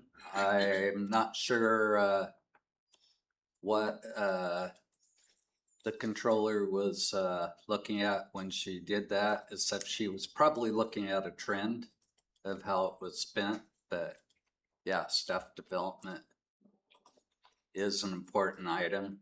But again, as we were moving through all of this, that the mandate was to have a balanced budget.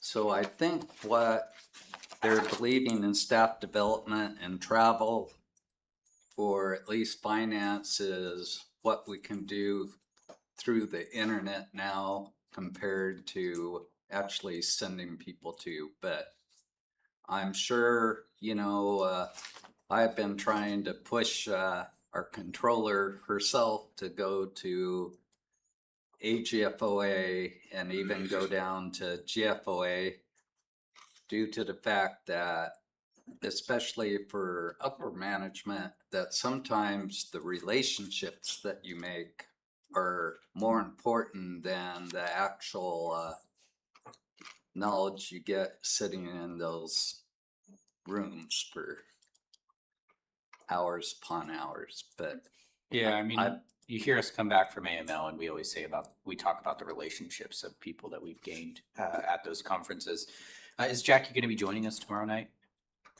yes, she will be here tomorrow night. Okay, cool. Thank you. I'll put a note. Okay, supplies.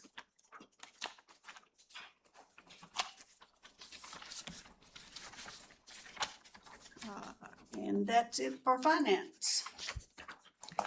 Moving on to page 92, information technology.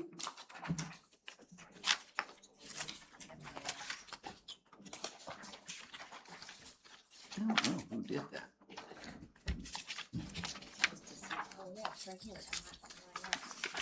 Okay, personnel But it's called services. IT department. Personnel services benefit.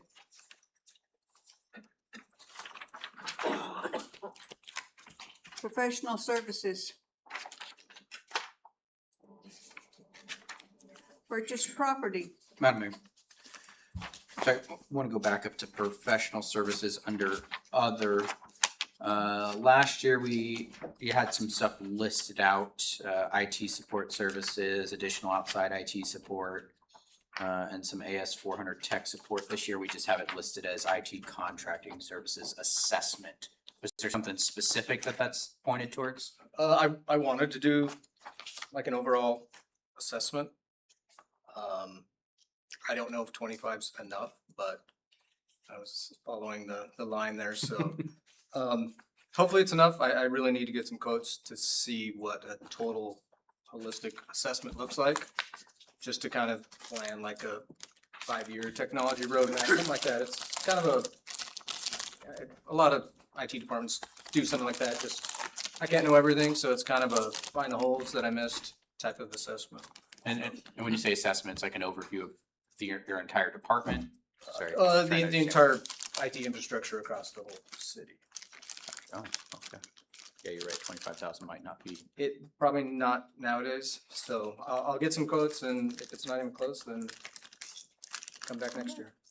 Gotcha. Would that be something that might fall under capital improvement just because, or is it because it's almost like a feasibility study, or it kind of that's what I'm feeling like it is, because you're assessing the overall situation and then going to build out the plan of what you want to do.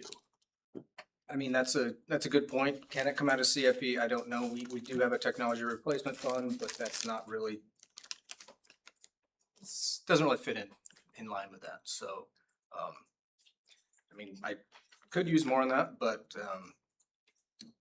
I think at one point I did have more, and then I heard the word and I was like, I'll just kind of adjust a little bit and let's see what happens.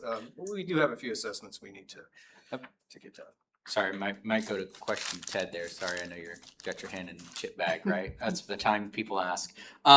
Is that something based on just the nature of what the project is that it would fall under a CIP project, or is this strictly still falling under contracting services or professional services? It actually can go under both. I mean, it's sort of a prior practice of the city to put the studies into the CIP.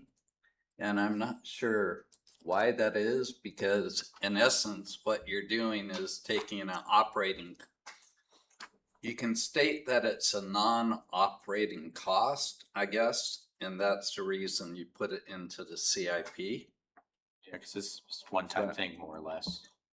But it's also a way that you keep the general fund smaller is by shoving those type of costs over into the CIP. So it's Gotcha. So it sounds like it might be something, once you get some quotes, if it has to come back to council, it might be coming back saying, hey, costs a little bit more, maybe we look at moving it into the CIP area as well. So. Yeah, I really need to get some pricing on it, because sometimes we're blown away how much a consultant charges per hour, so.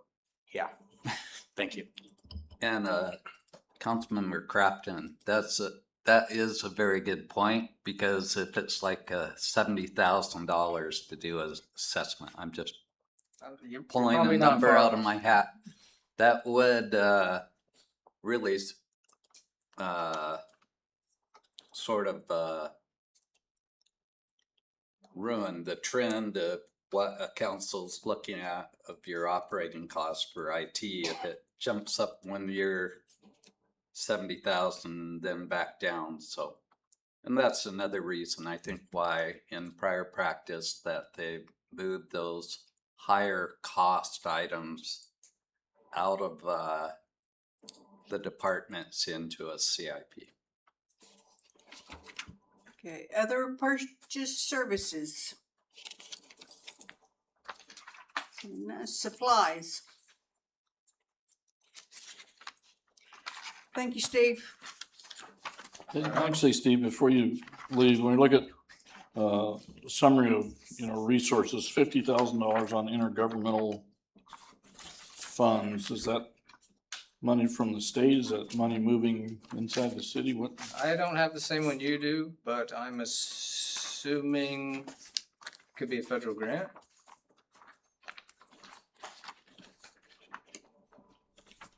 I could answer that. Please do. Okay.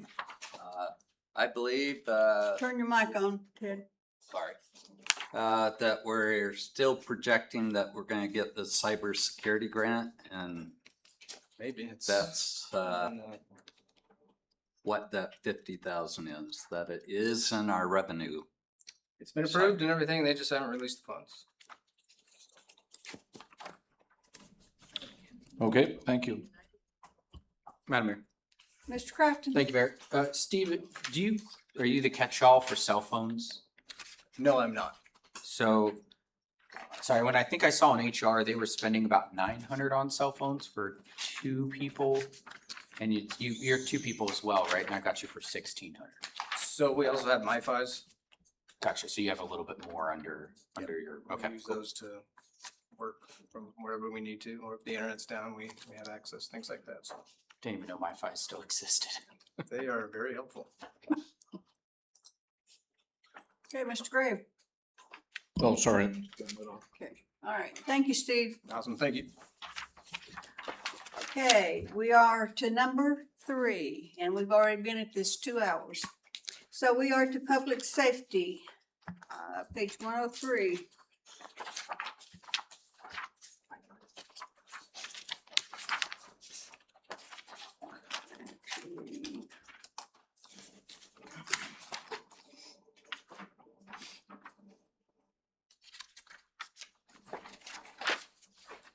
Actually, on page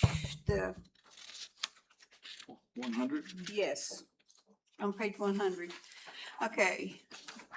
Personnel services. Madam Mayor, Yes. I believe page 100 is the entire department. The administration portion of public safety starts on 102. And it's broken down by the actual individual departments. Oh, okay. Told you we've been at this 2 hours already. Anyway. Personnel services.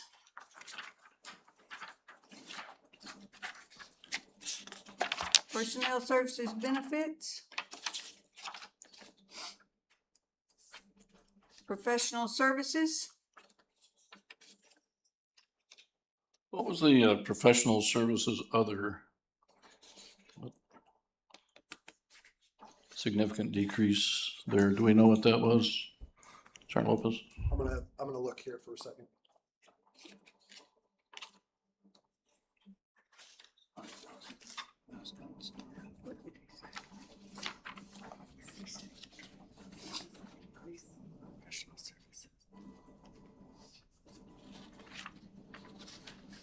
I don't see other under the administration professional services. Are you on page 100? Wait, no, page 102. 102. So I think page 100 was the entire department. 102 is administration for public safety.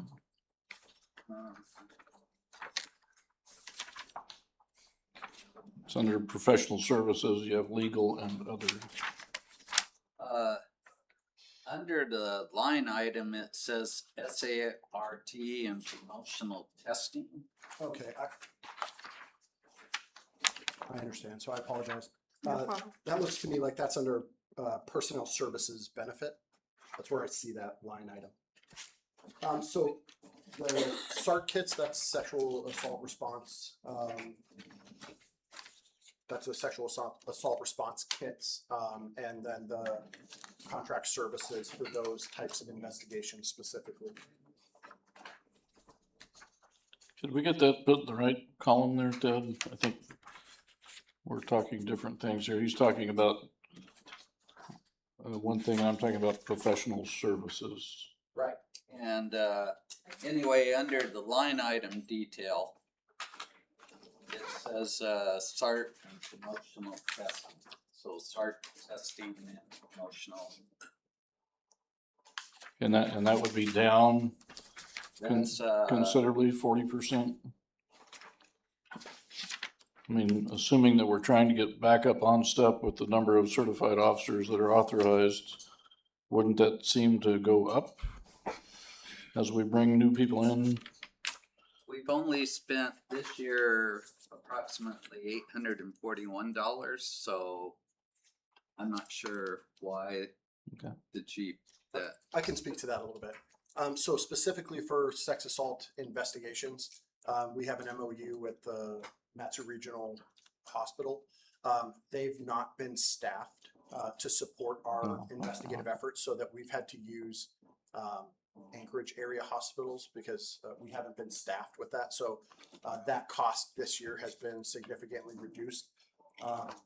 That recently changed in the last 2 months, where they were able to hire another nurse that has the capability to provide that specific type of medical examination. And so that's, I can't speak to the reduction this year from last year, but that's the reason for the lower cost this year. Thank you. Mr. Crafton. Thank you, Mayor. Jumping up to legal here under professional services still. So last year, the chief had originally only asked for 14,000, general legal support, pretty standard. Legal fees for a revision of policies, but then this year it's just projected legal fees, which I assume is really the same as general legal support. Why would we go up 6,000 for legal instead of down if we're not reviewing policies, unless it didn't get covered last year? And I mean, again, this is an interesting one because it's up and down for years past. And Ted, you might, I'm not sure if you want to double check what the actual number is, because again, based on what I'm looking at, it's got a 100% encumbrance. Oh, sorry. Go ahead, yeah. Currently, it is showing that we've actually spent 14,000 as of the end of May. So it is correct this time. So we might even go over that. Do we get those policies reviewed by chance? Yes, we're still in the process of reviewing the policies. part of those legal fees, right? So this is a projected number. A lot of our legal fees deal with specifically internal policy, internal discipline issues, if we should have those. But they also include some things that we can't control, like civil lawsuits that should be filed for any number of reasons across the department. So this year, I think we've incurred some significant higher costs than other previous years. So if you looked at the legal fees from page 100 covering the entire department, you'd see that sharp increase in costs for the FY26 year to date. Thank you. Purchase property, Madam Mayor. Mr. Crafton. Thank you, Mayor. Looking at cleaning here, I mean, I like the fact that the cost isn't going up. Normally those janitorial services can get pretty expensive. Did we negotiate a multi-year contract on that one? And that's why it's staying the same? I can't remember when we accepted the contract last year. So to Mayor, to Councilmember Crafton, I cannot, I'm not aware of what that, if our contract is multi-year. But I believe that it is. I think it's on a 3-year rotational basis. But I'm not 100% sure. I would defer to Chief Rapson. He should be available on the overhead to jump in if there's something that I can't answer. So. It's okay. Chief, are you on the phone?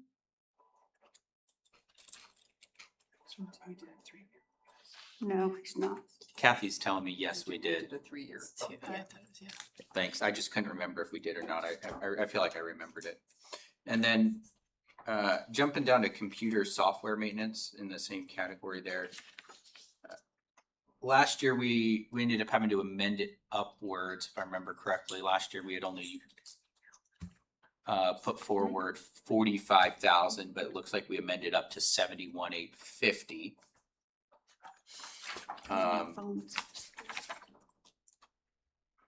What's the big? I'm trying to remember why we had pushed that up so high. Do we remember why? And then where we're at, why we're only at 60 this year. Yeah, so this the Cradle Point system is the system that's installed in all of the patrol vehicles. That creates the Wi-Fi network that our computers operate off of. I would defer to Steve for the HP server. But a big component of this is one of the SIP projects that we've requested is the transition to Axon, which would transition our entire vehicle fleet from the WatchGuard system to the Axon system and would include body-worn cameras. So this is an anticipated cost if we were to maintain the Motorola system that we have. And so you'll see there in the notes, it says, so if no Axon. So this is, I think, primarily for costs associated with Motorola and their storage and maintenance fees for their equipment and that subscription. So it'd go up if we swapped systems? Is that what I'm understanding?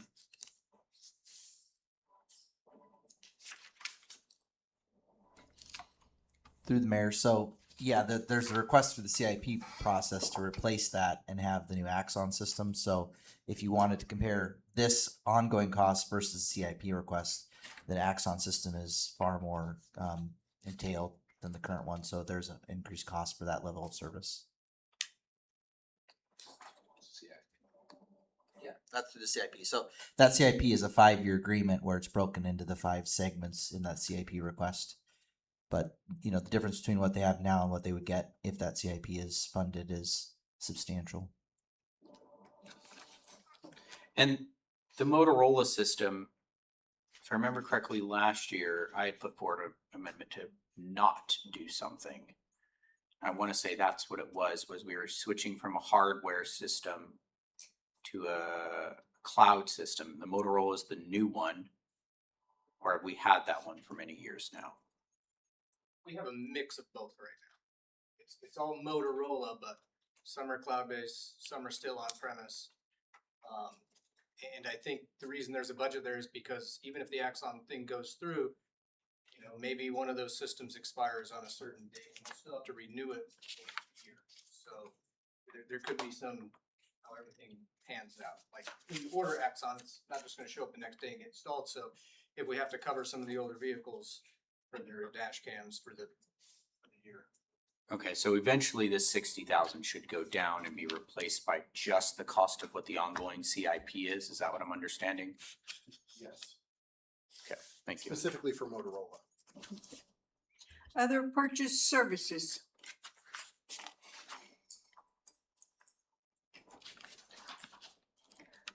Supplies.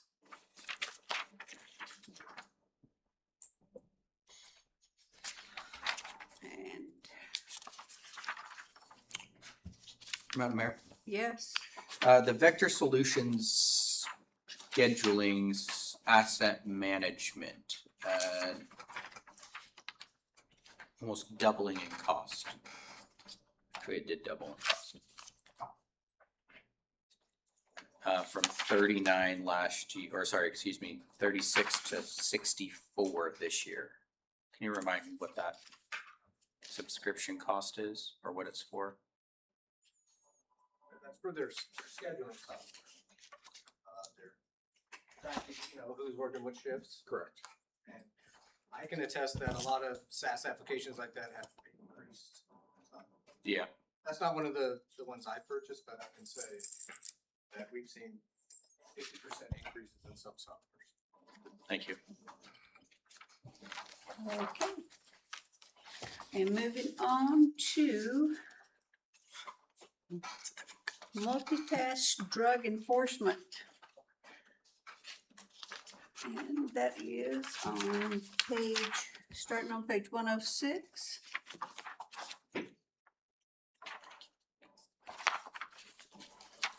Personnel service.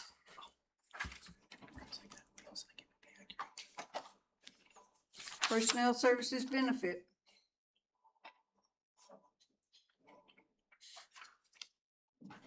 Supplies. Madam Mayor? Yes.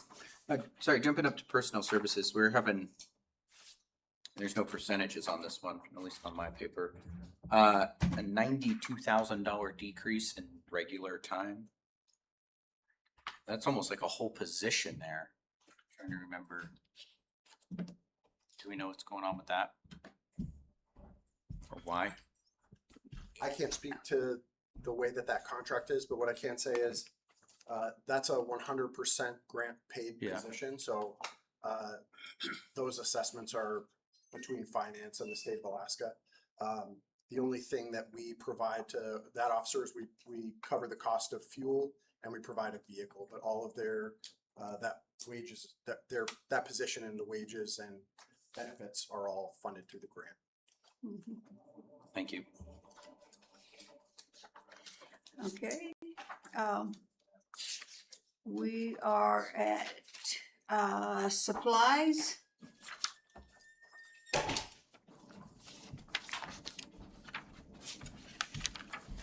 And that is it for multitask drug, and we're going to 109 investigational.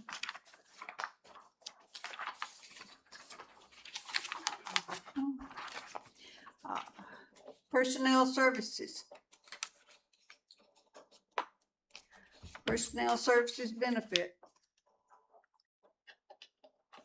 Professional services. Madam Mayor, as a general comment, talking about personnel service benefits, here we are, workers' compensation, the most dangerous job in the city, going up by 14.5%. And yet the budget for the deputy administrator is up 40%. That's kind of wanted to see the aggregate sort of thing. I mean, this is 14%, 15 to 20% is what I'm hearing from the insurance industry. And then you see 40% for an office job and 14% for a man carrying a gun or woman carrying a gun. Just a general comment.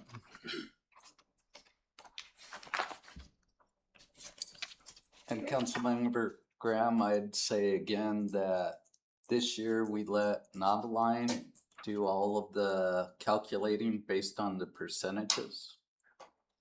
We'll get you the reports, but truly we let the computer do it instead of allowing for a lot of human estimates. And I think that's where you're seeing, like PERS, for example, like we've stated before, that we're allowing the computer to project the cost more than we have in the past. Purchase property.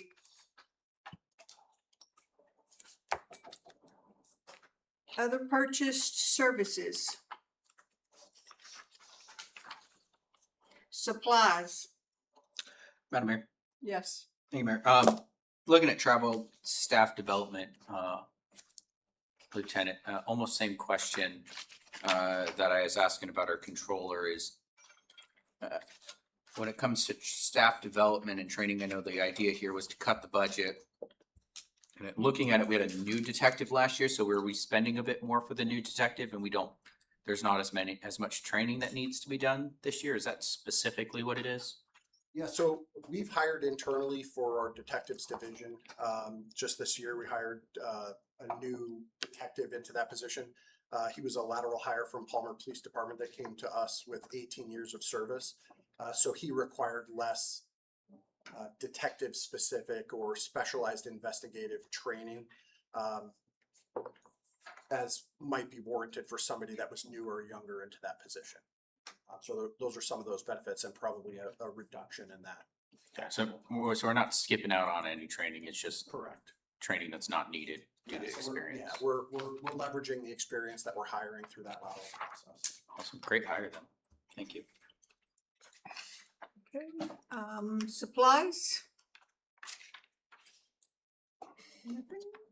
Okay, we are moving on to Police Patrol 112.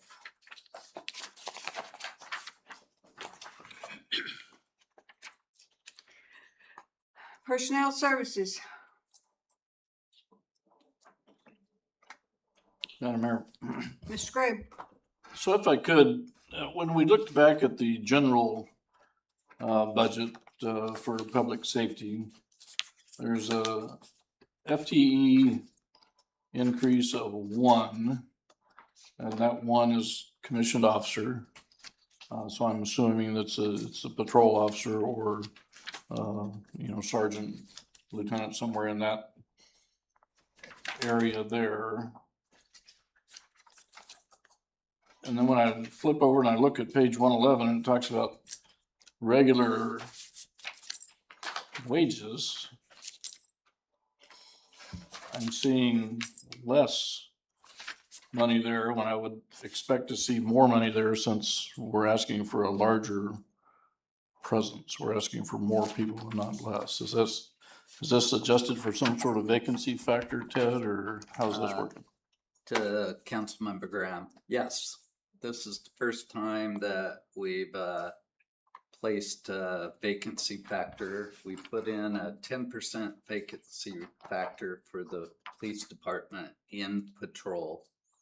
And also again, that buffers that the previous CFO put into the salary accounts were taken out. Right. That it's based on whatever Noveline looks at their next step, what that is, and then we did put in a vacancy factor.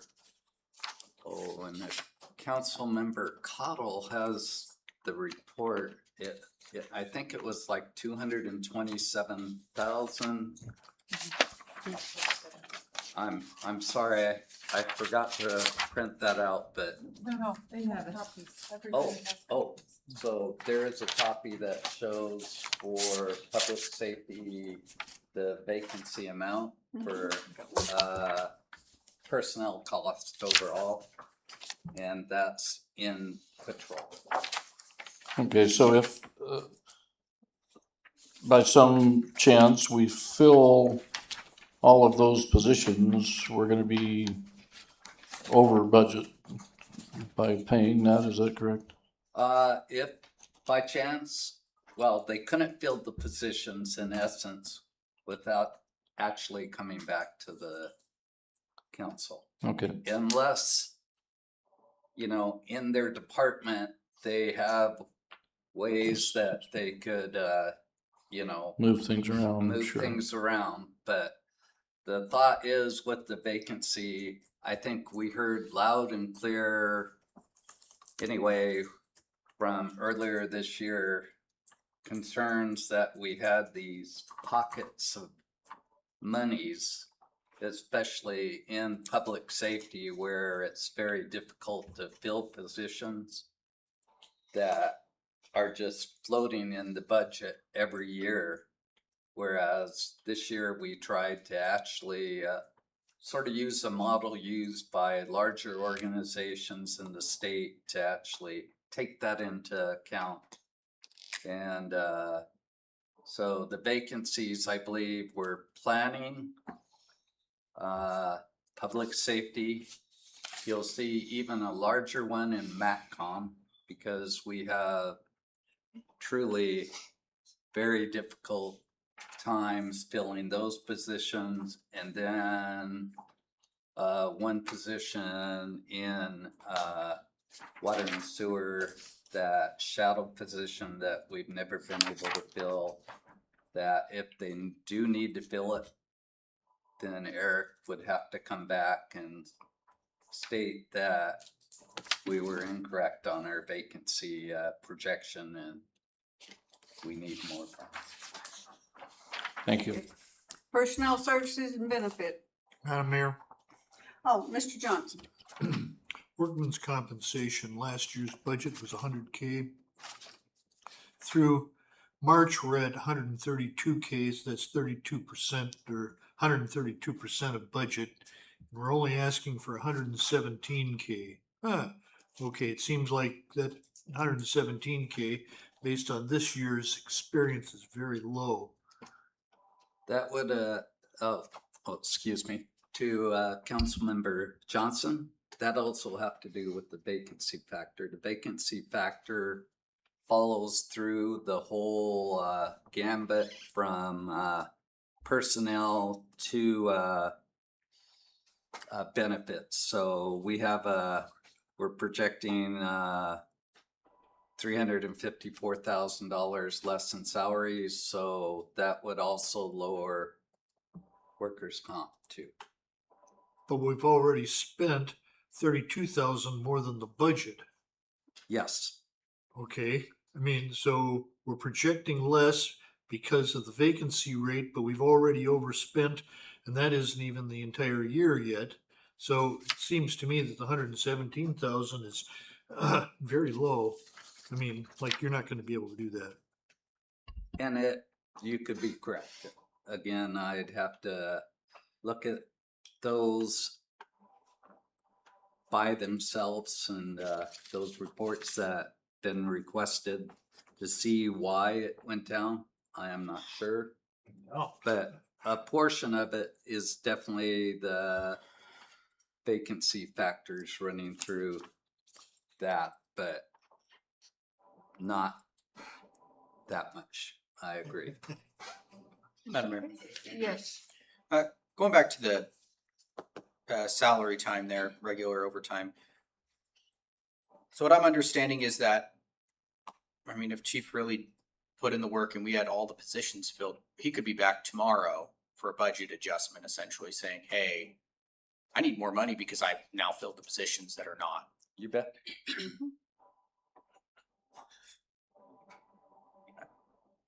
I mean, I understand the whole savings thing, but to me, that's not cutting the budget. Cause I mean, I get the vacancy And that's- aspect of it, but it does happen where he does fill all of those positions. So I mean, a month after we approve this, that could change, so I guess I'm struggling to understand the adjustment in our budget for that. I would state that, again, like I stated before, that the history has been that they've always had 2 to 4 positions that have been vacant, and that we've had that money, and that the council has voiced concern overall with having that large amount of monies going through. If you look at, for example, regular in the actual through 3/31, which should be 75%, we're only at 65% currently. We're only at 44% on overtime. So again, you know, we would rather, and that's why Councilmember Cottle, I believe, asked for those that spreadsheet so she could see. And I believe it's 38% is vacancies in the cut. There's 62% of true cuts and 38%, I say it's cuts because if we need those positions, well, we will need those positions, but if we could fill them magically on July 1st, then they would come back. But again, we have had 2 to 3 positions. The chief's also saying that he's going to have retirements coming up. So it's just part of why organizations do put vacancy factors in, because they never are, you know, they have a history of, especially those departments, not filling the full FTEs. You have the FTEs so the chief can go out and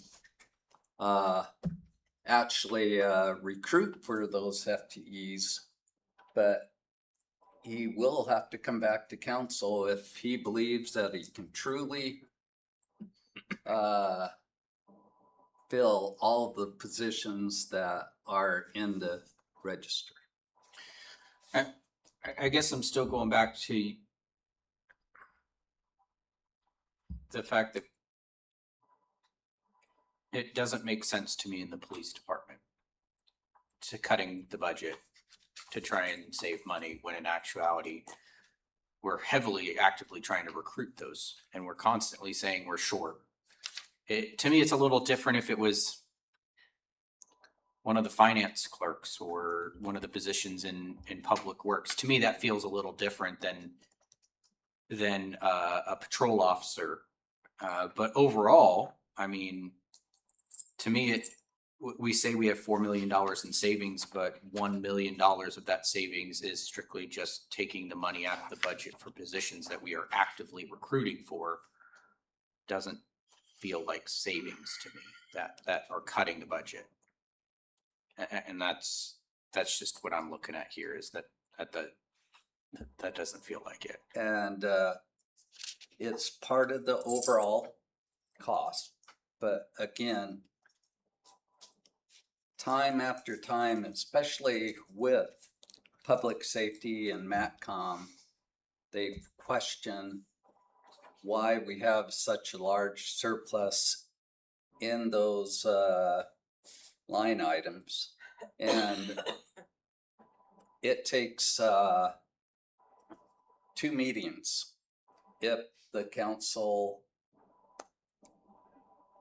if we're at the point where we believe we are going to fill both those positions. Like right now, I think it's Kimberly, is she still, how many positions do we have open, Kimberly, right now in police? I would have to look through. But I believe it's, Yeah, I could speak to that, Ted. okay. So we have 3 current vacancies, and then we have 2 anticipated retirements, one August 31st, and then another in May.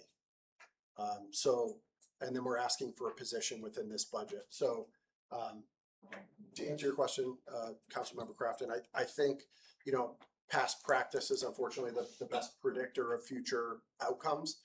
And since I've been with the police department, we've been shorthanded and have had at least 1 vacancy, maybe for a very short time where we're fully staffed. So I think that this is, and I'll speak for Ted, I think some assumed risk here that historically we're just not going to be able to fill 6 positions within the next FY. So this is a fiscally conservative way to assess the projected need for the department. So what would we do if we did fill those positions then? Would the chief just have to say, so sorry, I can't hire you right now, I gotta go ask for more money? And it would be 2 meetings before, it'd be a month before he could hire somebody if he did find somebody. Is that what would happen? Or would he be allowed to hire them? Or, I'd like to think that we would, at the time that we had one vacancy left and one position to fill, that's the time that we would come to city council and request that funding so that we knew that we had the fiduciary, the money in our accounts to be able to commit to that position. So it wouldn't delay our ability to make an offer. thank you. Through the chair, Councilmember Crafton, this may help. What did you say at the last meeting? There was an average time to hire somebody. So I kind of would think at the onset of that, Correct. we would Yeah. start the ordinance process. Our hiring process from new acquisition to hired and their first day of work is, I would say on average, 4 months to 5 months per person. Sometimes it's faster depending on how many people we have in the queue. But that includes background investigations, fitness testing, the litany of the required components, medical testing, polygraph exam. So it's a very challenging process, and there's a lot of back and forth with each candidate, for the required documentation and paperwork, and so yeah, we would have time to work with them and approach city council, even if they were a candidate, and address the financial side of this. Madam Mayor, Mr. Johnson. in rebuttal, Councilman Crafton, I think if we're gonna have a real budget, we need a real budget.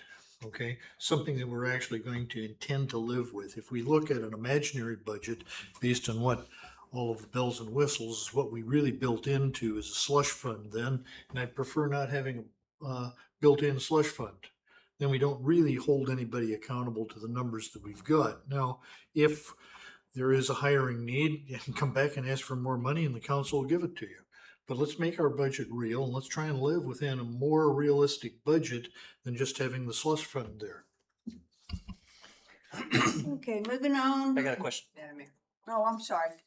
No problem. Going back with Councilman Johnson was talking about with the workman's compensation. So we're already 32% over for this year, and we still had those same vacancies this year. I can't see that it dropping down that much currently with the same vacancies. Is that not correct? I would have to go look and do a review of the reports that Councilmember Graham has asked for to see why patrol is lower. And again, part of it's dealing with we actually have taken the vacancies out, but again, I couldn't answer that from looking at Noveline, but we definitely, I'll have that. I think Jackie can probably do that tomorrow. All right. May we take a brief at ease? Yes. Try to get a check on the. Yes. connection. Brief at ease. You ready to stay to midnight? Clearly. It's like, what is going on over here? Mr. Johnson, you ready to stay to midnight? Might have to. We're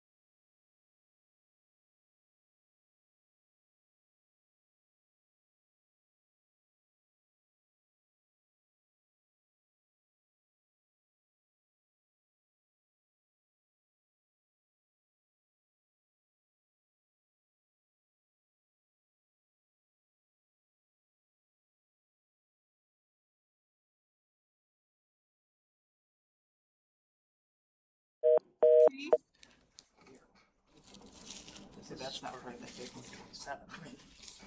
Okay, we're only projecting. So that's a three employees.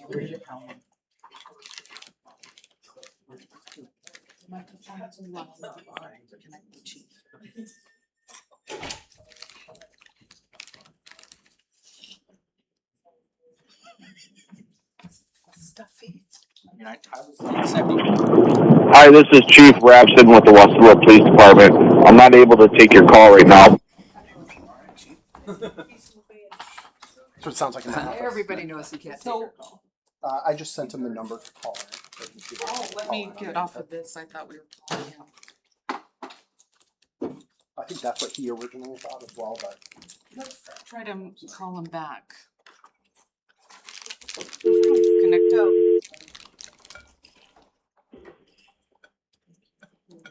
We're open.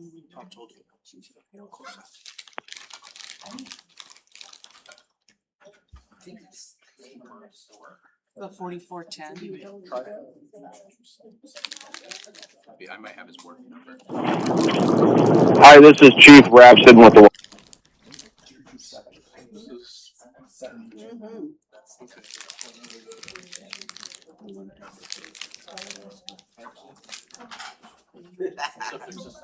You wanna go? Yeah.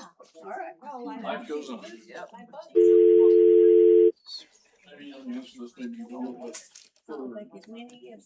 Folks that are connected to city water and sewer, Please dial a 1 when dialing this number. but still It's 907. well for irrigation. Ever since they had their first 907 thing. Sure. To that one, to classic. Hey, Crystal. You must be listening. I'm telling you, April, she says that I don't think so. There are some people that have. Which he, Which is a little more. Because I to hear the microphone come. On your well. So he's on the phone. Not yet, ma'am. Oh, I just wanted to let her know that we're. Hello. Okay. Hi, Chief. Hi, Chief. Hi. okay, Chief, you got everybody talking to you one time. Anyway, we are going through the patrol budget. There've been some questions that, only you can answer. Okay, I've been listening. Oh, have you? Yes. What life you lead. Anyway, Chief Rapson, this is Jamie. Real quick, I just have to ask, are you on a cell phone? Because our connection is fabulous. I am on a cell phone, yes. Great connection. Thank you. okay, we are back on the record at 7:34. Okay, who had the last question? Lieutenant. What question did we need Chief for? So not a specific question, but I was just trying to get him on the phone so that he could jump in and have Okay. access to Got it. provide his inputs if there's something that I can't answer. Okay. All right.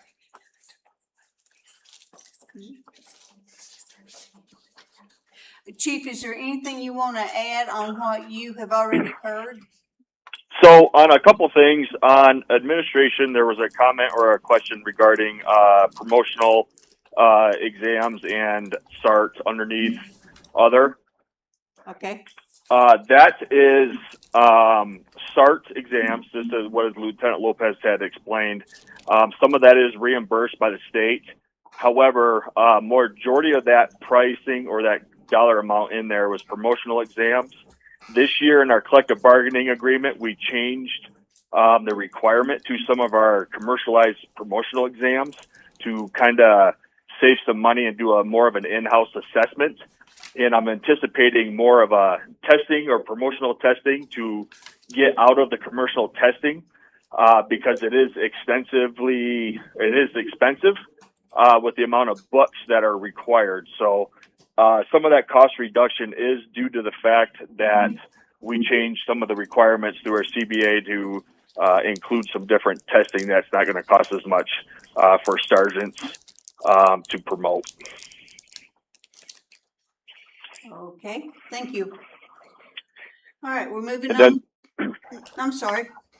No, there was some other questions in there that I can kind of clarify if there's in there. I just, I've been listening, and we are currently down 2 positions, with one anticipated at the end of the week on Friday. We do have a retirement scheduled for September 30th. So we hired a lateral from South Dakota that will be starting here in the next couple weeks.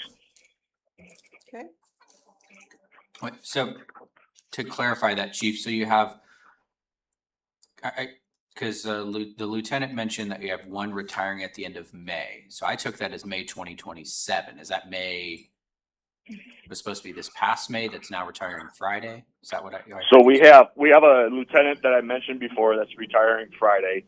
Okay. We have a officer that is retiring September 30th, and we have an anticipated that I know of right now hiring next year, and I'm anticipating another one, but I don't know the exact date.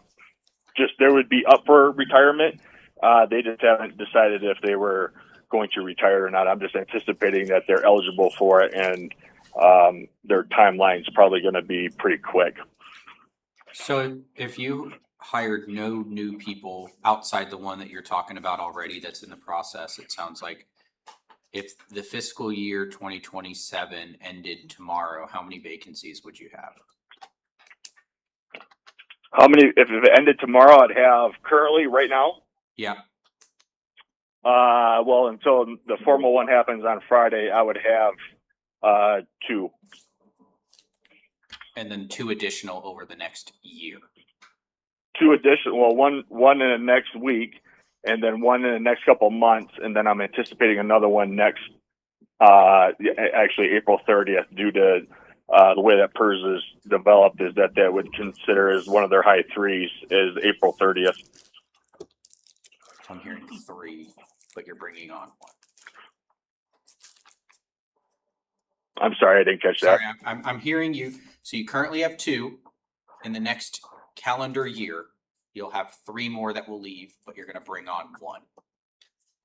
Trying to, and that's what I talked about. Was I'm not planning for today. I'm planning for tomorrow with the anticipation of how long it's been taking to get individuals trained or going through the process. Just as Lieutenant Lopez, they could take anywhere between 3 to 6 months, depending on if they're laterals, if they're flying up. You got all the testing requirements, but it does take some time to get those positions filled, and we're looking for the qualified individual that meets our department needs, not just to fill a seat to answer calls. It's got to be a good fit. Okay, thank you. Okay, moving on. We are at purchased property.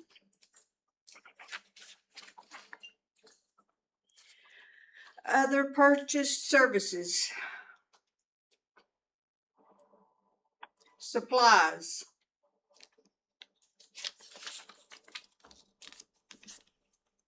So Mr. Graham. trying to patch these 2 together, but small tools and equipment, a trailerable radar cart. Don't we already have one of those? And if so, are we adding another one, or are we stepping up traffic enforcement, or what are we doing with the radar cart? So the current radar cart that we had was remodeled by a high school student, did a fantastic job, but it was pretty old and outdated. It needed a lot of metal work, but that system is pretty basic.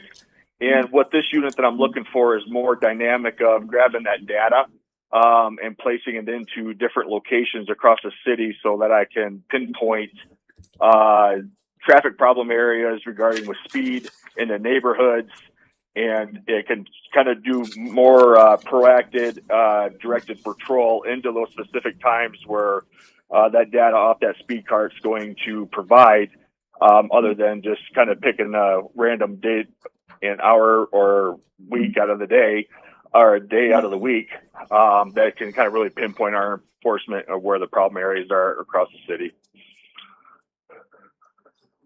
So back to the question, will we then have two carts operating, or will we have one and retire the remodeled cart? I would still use the two until the life expectancy of the old one is done. It's just for data and informational purposes. I can't grab anything off of that, but we would still use it for the education aspect of it as long as it's working. Thank you. Mr. Crafton? Thank you, Mayor. Looking at small tools and equipment here, Chief, the e-bike, are you looking at purchasing multiple of them? Or is it just one? It doesn't really say, because it looks like a bunch of stuff is bundled under $15,000. I bought an e-bike for the code compliance last year, which is code compliance does use it. I am looking to purchase another e-bike that patrol could possibly use in conjunction with working with code compliance and or using code compliance e-bike, but it'd be just adding one more on due to the cost that they are pretty expensive. But I am not looking at providing 2 or 3 or 4. I just don't have the staff or the ability to provide that kind of directed patrol for during the summer. Thank you. Okay, we are moving on to the Matsu SRO, page 116. Personnel services. Any questions? Personnel services benefit.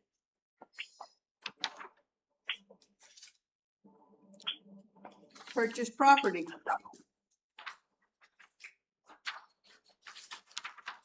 Other purchase services. Mr. Graham? If I could ask the chief, the funding for the SRO, obviously 75% of that comes from grants or through the Matsu Borough School District. Are they getting a grant that allows them to fund that program? For instance, is Matsu Health Foundation or someone else funding them and then they're funding us? Are you familiar with how that chain of custody works there? As far as I know, that there is the school district, it does not provide a grant for the SRO, for the SROs in the school. Thank you. Okay, supplies.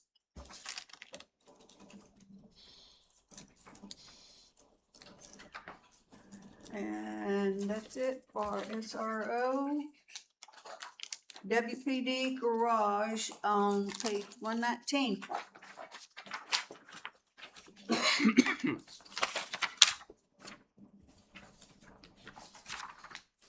Okay, personnel services. Personnel services benefit. Purchase property. Other purchase services. Supplies. Madam Mayor. Mr. Crafton. Thank you, Mayor. Small tools and equipment here, Chief. It's a pretty significant jump. Is it mostly that generator that we're looking at doing here? Yes, absolutely. When we had some power outages, we realized that the garage needs to be tied into having its own power source due to the lift and some other important critical equipment that is running in the shop there. Okay. Thank you. That was the answer I was kind of looking at. Madam Mayor, Yes. going back to personal services, we're allocating the same amount, 91,900 as in last year. Doesn't this person get a raise?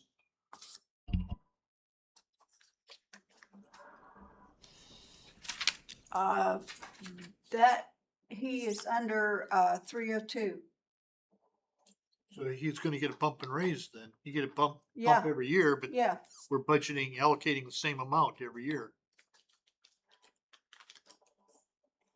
Eric, do you know anything about that?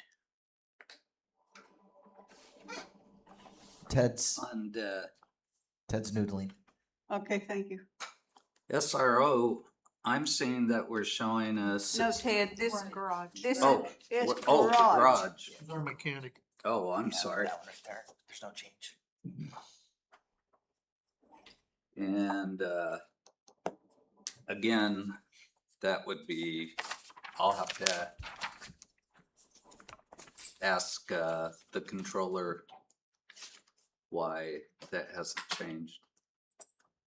I know that we're only at 67% as of the end of, March. So I'm not sure if that's due to the fact that we over projected in 26 versus 27, but Okay. can, All right. Thanks, Ted. That's it for our garage, and we are moving on to code compliance on page 125.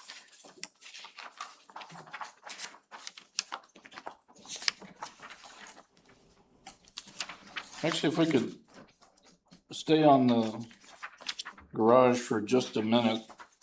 Staff development, it says training slash fleet slash glass repair. What does fleet mean? Is that fleet management? Fleet, do we know what that is?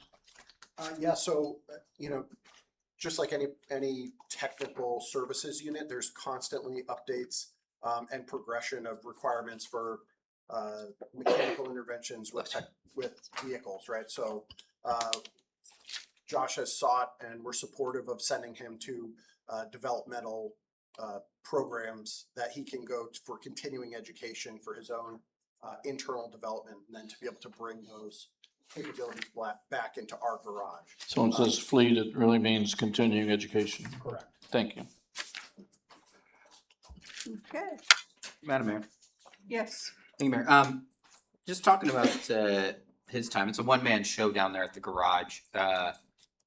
Is there a reason why we don't have any temp wages on there in case we needed to bring somebody else if something were to happen to them, anything like that? Or have we considered like a part-time position as somebody to help him? I know there's probably quite a few jobs that he does that he might benefit from having a second set of hands.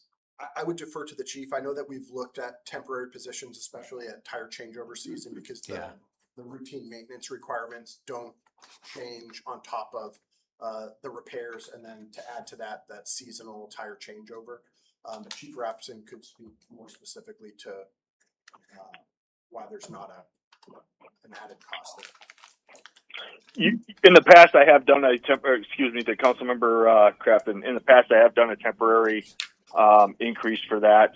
What we've been looking for is I need to slam down a job description detail for a temp to work on just those preventive maintenance issues, given that has expanded his more complex duties, that we are still actively looking at hiring a temp to provide those services. I just don't know what that's going to look like as of right now. Because I know one of the things we funded in the past was rims for the vehicles, because he was spending 2 months just doing tire changeover, 3 months. And so we put all the extra tires on rims so that it was just a tire changeover instead of the full rebalancing, which significantly cut down his time to avoid basically the temp position. But it sounds like that's a potential we might still need as another temp position. You're correct. It's not going to be expensive. We did cut it down by buying those rims from 2 hours per vehicle down to 20 minutes. I just recently sent our mechanic down to Oregon to go get glass windshield chip replacement or chip repair, which is going to provide some significant cost savings for us having our own windshield chip fixes in-house. And then our more complex fixes that he's able to do, which is going to put more strain on the preventive maintenance side. So there still will be a lot of need coming in the near future of preventive maintenance of oil changes, fluids, brakes, tire checks, tires, flat tire repair. We just need to work on a job description and get that out there to get somebody in the temp position that can fit that need and how many hours that's going to entail. So we're still evaluating, and that's why you haven't really seen anything in that temp position quite yet. Gotcha, okay, thank you. Okay, we're moving on to code compliance, page 125. Personnel services. Personnel services benefit.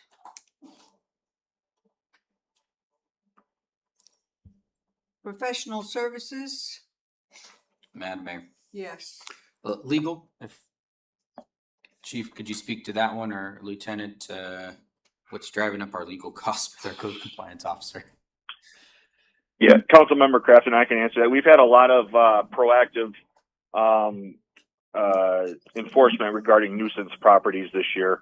And given the fact that we are getting rid of animal control this year, a lot of the code compliance or code violations with the properties are going to be a little bit more on our radar. And I'm anticipating when we have those type of civil, I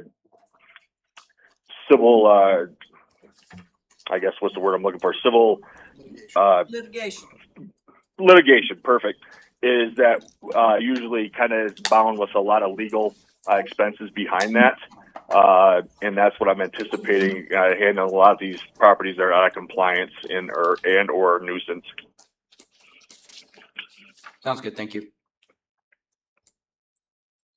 Okay. Purchase property.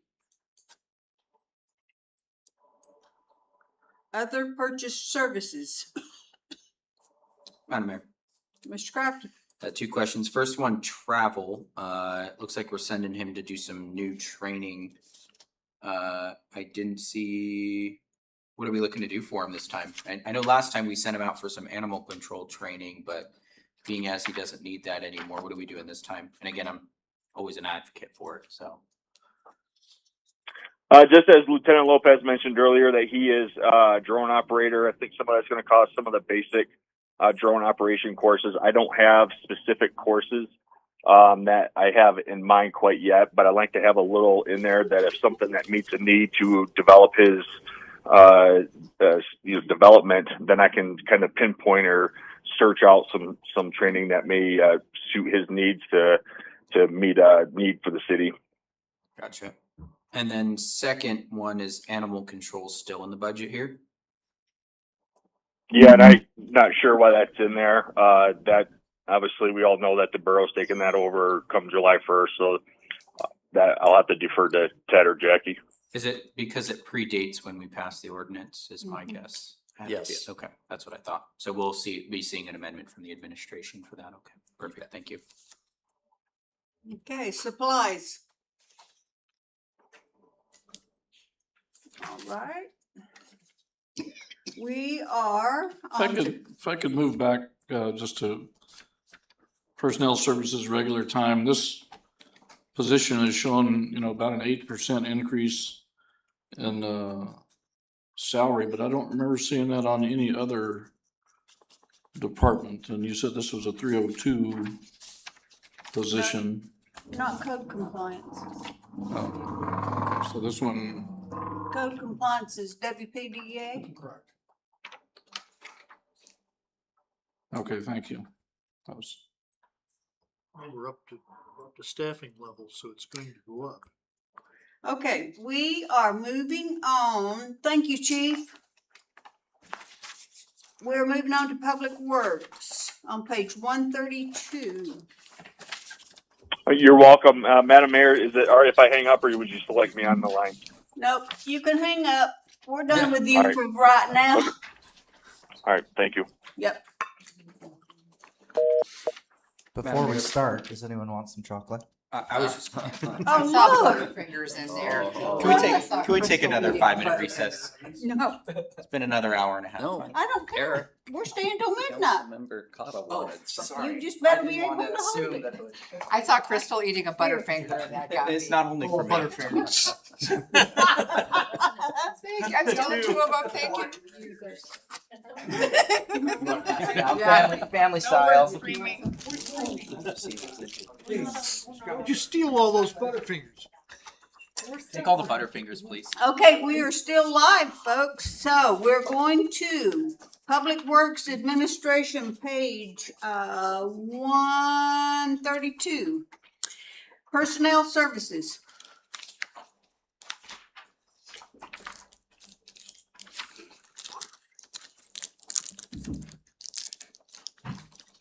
Personnel Services Benefit.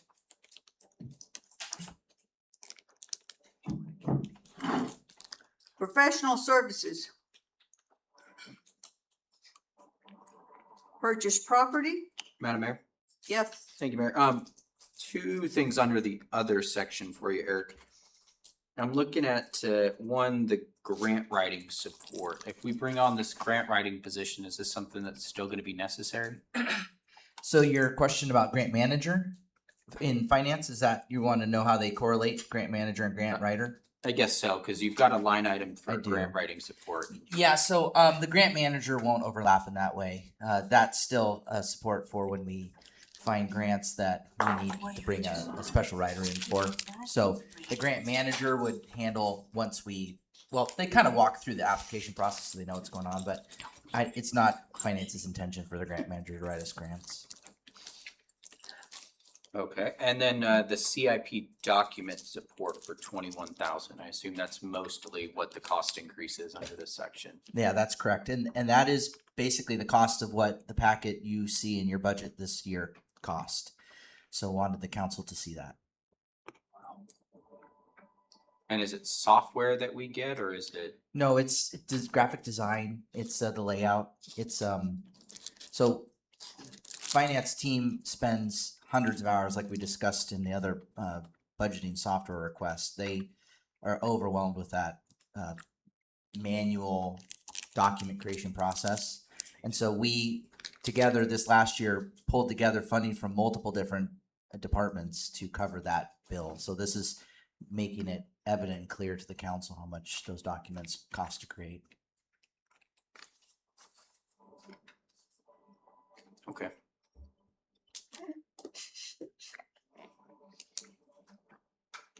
Other purchase services.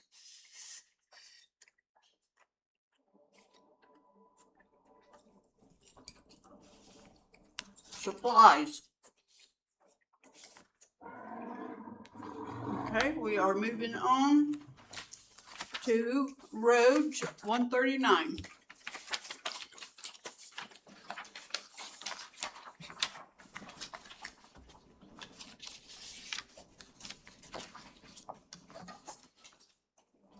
Personnel Services.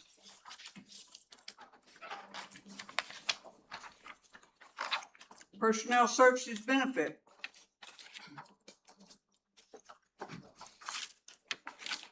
Purchase Property.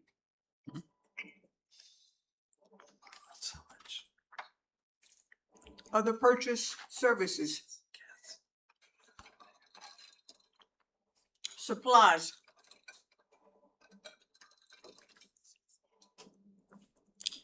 Capital Purchases.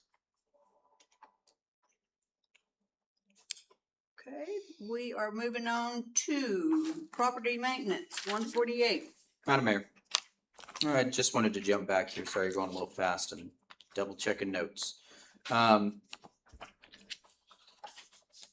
Eric, if you could remind me about gasoline, you were saying that are we gonna need to see this adjusted? Have you had a chance to look at what that type of adjustment's going to be? When we built this budget, we had not experienced the gas rate increases. So I haven't had any chance to forecast what the new gas rates are going to do for this budget. It's probable that, probably in the third or fourth quarter, we'll need to talk about the budget for gas, but we do save quite a bit. Unfortunately, we're in that transition where we just got into using the tanks. We saw that cost reduction. And so the budget was much higher than it needed to be. And we brought it down thinking gas prices are going to stay the same. So I don't know how it's going to correlate with the rate increase. So I'll keep the council up to date on that. So were you did you want to adjust this number, or do you want to stick with the number you have right now and adjust the budget later in the year, is what you're saying.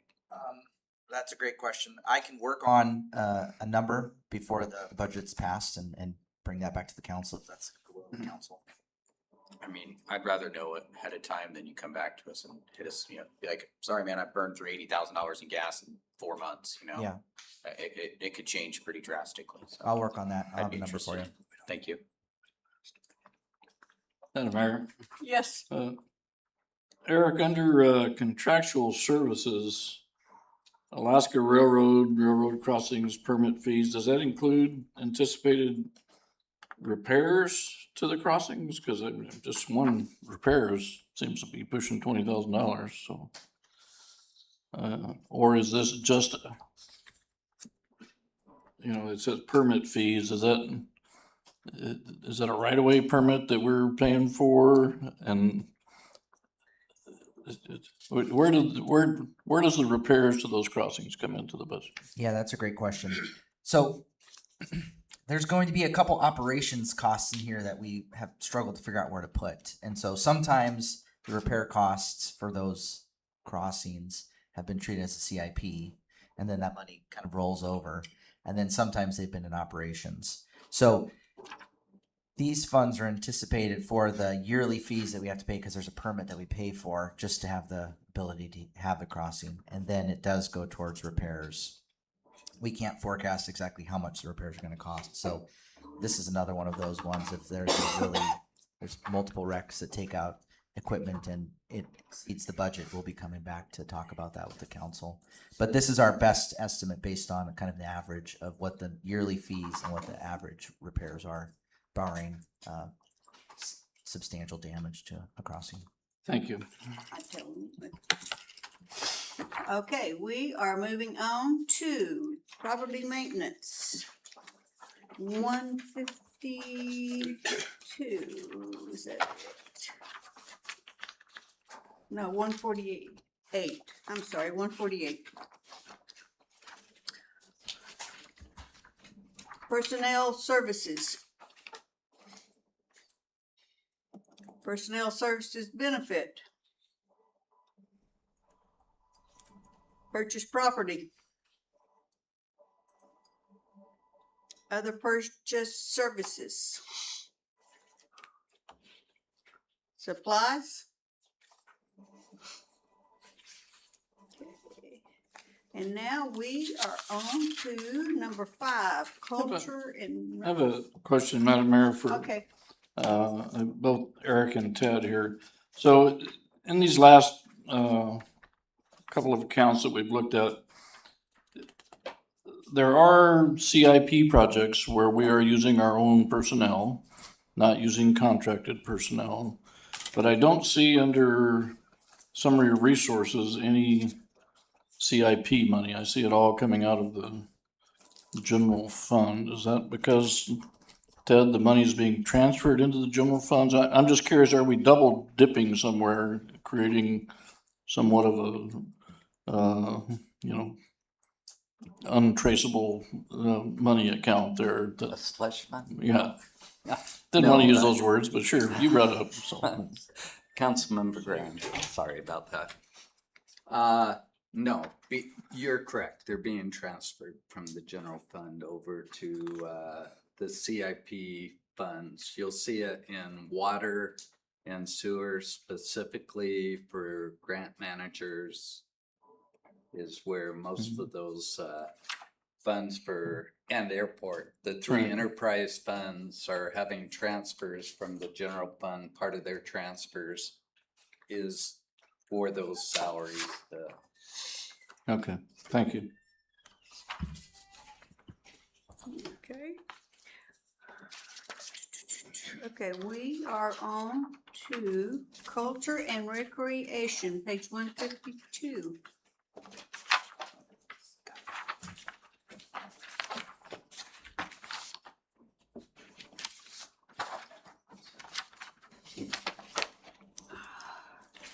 Personnel services. Personnel services benefit.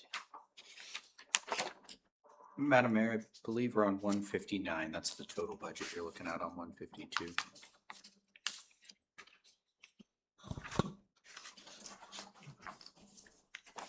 Page 159 of your paper.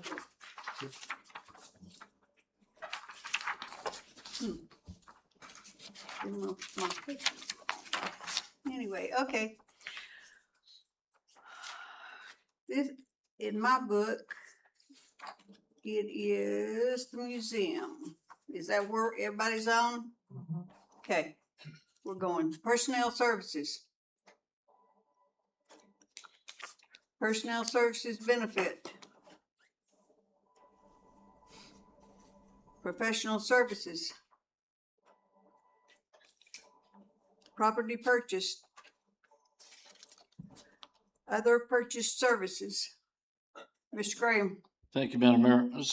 So at one of the last budget meetings, I asked the museum director about some of the printing stuff that was going on, and she provided us, I think with each of us in our box, some examples of brochures that she is printing. There's nothing in there that's not on my cell phone, and I don't know how to use my cell phone. I really doubt that we need to spend a bunch of money when people aren't used to looking at maps anymore. And, you know, I mean, a map on the wall is probably fine for the museum, but I mean, having them print out thousands of brochures that, you know, in a format that people don't use anymore, that, you know, you know, if I want to go to a restaurant, I plug in restaurants near me and it shows the same thing that the museum does, and it's much more reactive, much more responsive to changes in the market. I don't know, food for thought. Think about that as we move forward. Madam Mayor? If Mr. I may Johnson. respond, as an RVer, I disagree. A lot of RVers my age come through. They always go to the information places. They collect the literatures to find out what the restaurant actually looks like, because that's what I do. So I know from an RV traveler experience that having those brochures, knowing the amount is maybe in question, but I certainly wouldn't want to cut them out. Madam Mayor. Mr. Crafton. Thank you, Mayor. I would have to probably agree with what Mr. Johnson said on the amount. I mean, I think having some on hand, but what we really should be doing is starting to drive the QR code. There should probably be a landing page that has that information on there and start pushing people to use the QR code, but it's always nice to have a physical copy. Sometimes it's easier to just have a physical copy of something that you can look at, especially if you're driving around. So I mean, to me, at that point, it'd be a matter of just saying, hey, let's cut the cost, the amount down, because we don't need as many. The other question is, how many are we actually utilizing? Would probably be more so my question to go to where we're going at here. Just as a point of note, I just went through security training for QR codes. The biggest scam now is QR codes, where you scan it from unknown sources. It downloads a web page, which is an identical copy of your target, but it also just downloaded all kinds of nastiness into your cell phone. The training that I just went through for security says almost don't do it unless you know exactly who the QR code came from.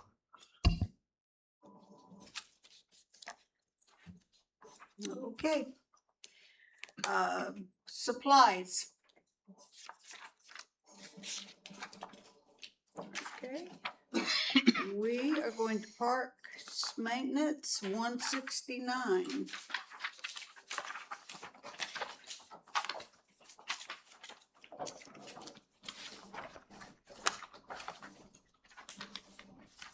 Personnel services.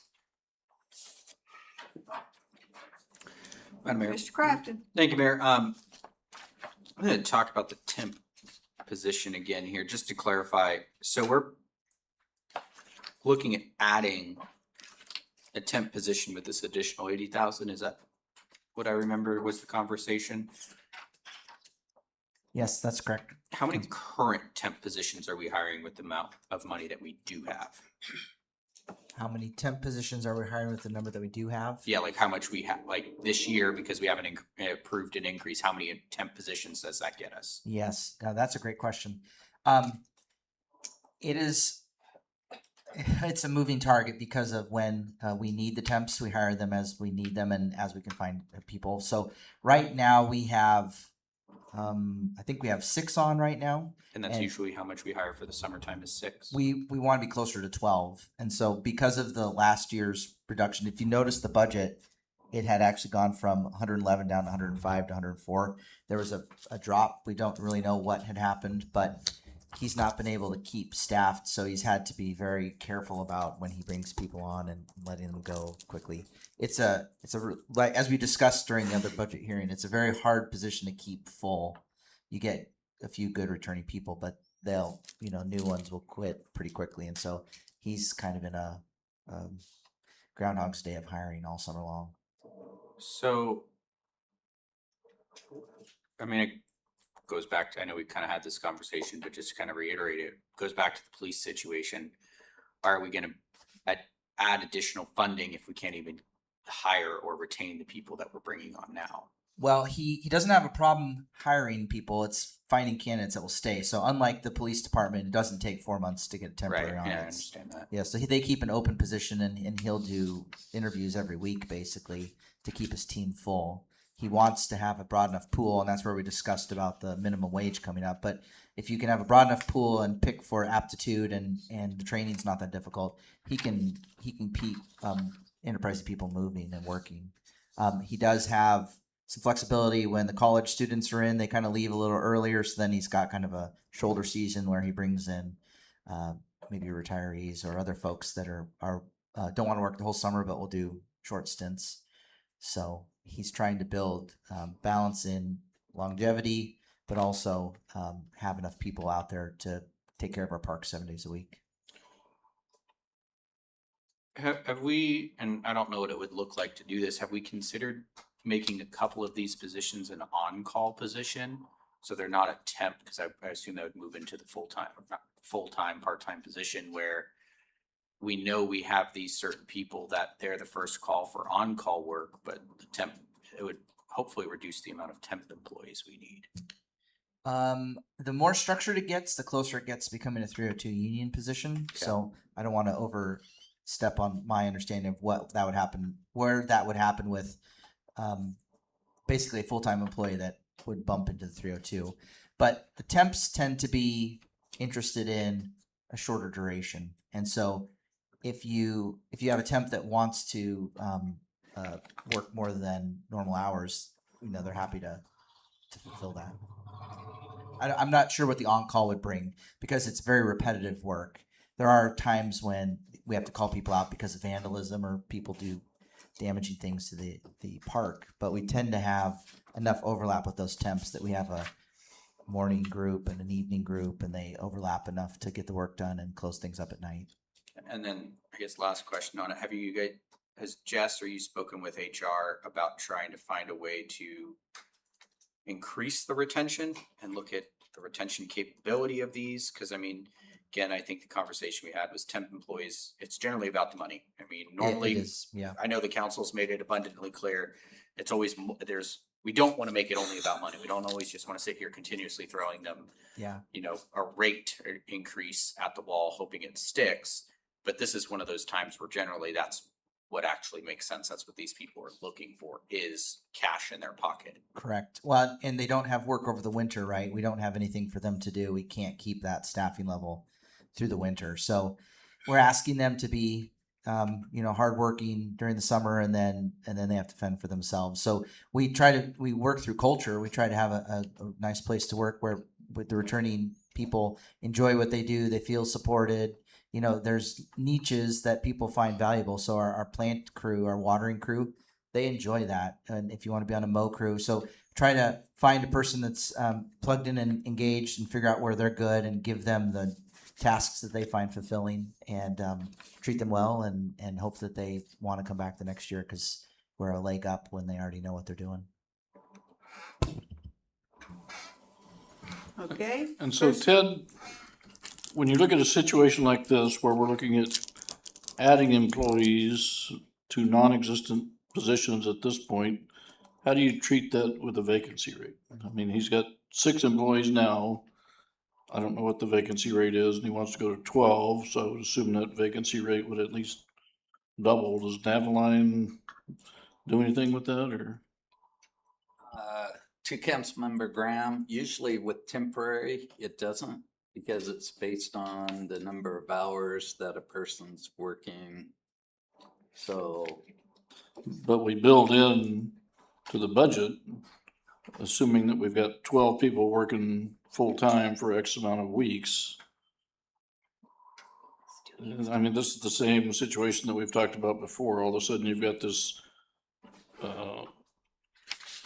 pot of spendable money, which in all,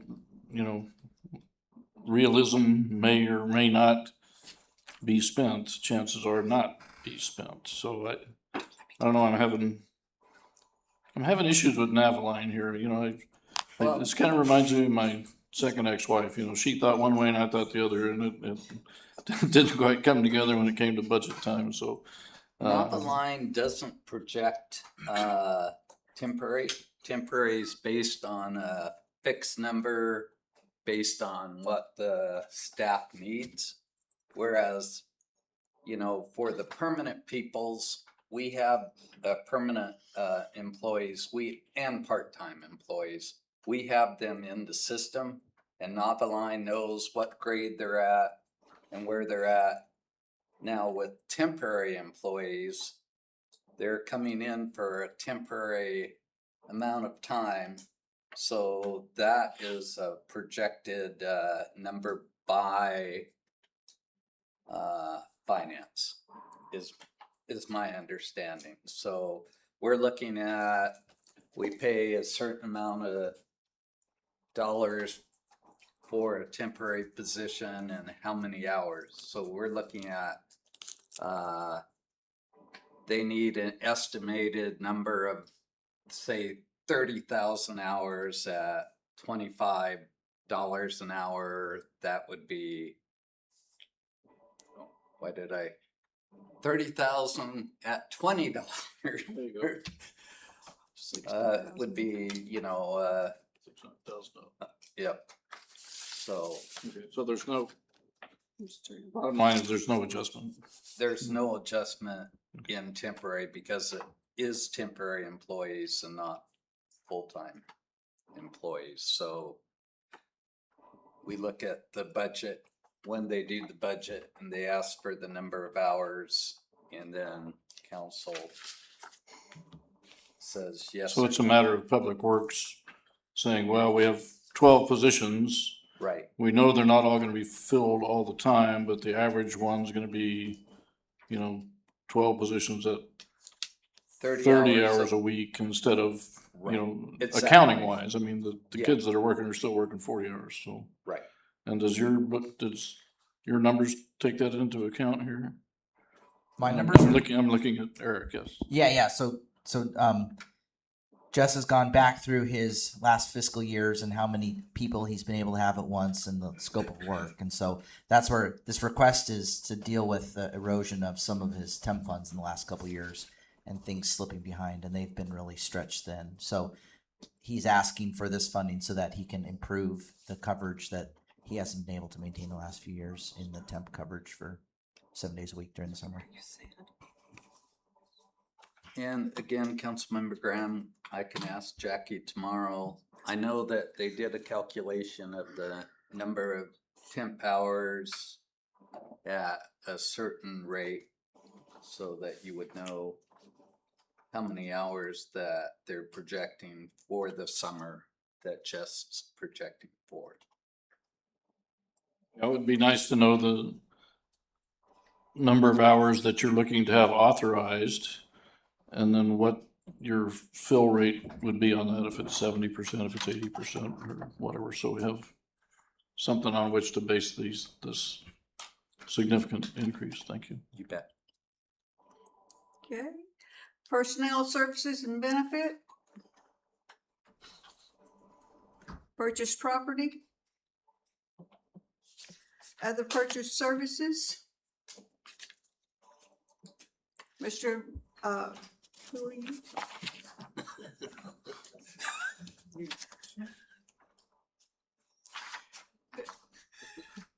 For rentals here, it looks like we were spending quite a bit more in rentals, and I mean, even in years past, we weren't spending anything in rentals. What's, are we not renting something that we were previously renting all of a sudden?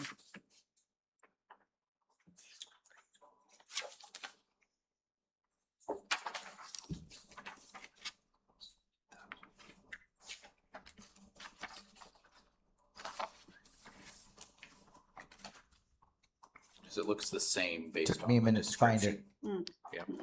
Yeah. Yeah, so for rentals, we often have needs for different heavy pieces of equipment. So it really just comes down to when a project requires a rental.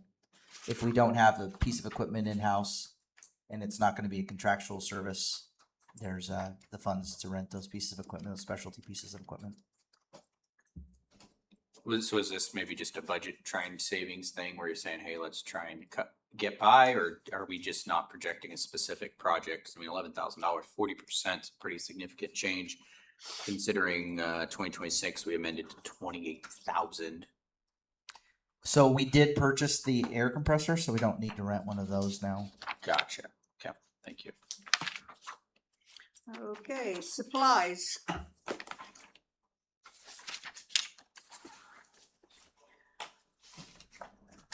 Capital purchases. Okay, and we are moving on to library on page 180.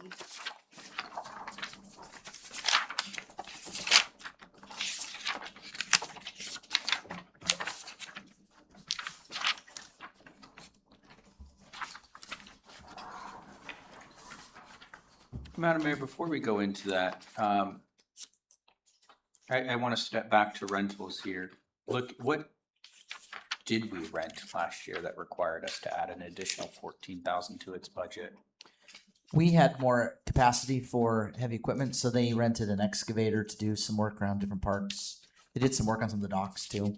So some of those repairs have succeeded and we haven't needed to address those this year.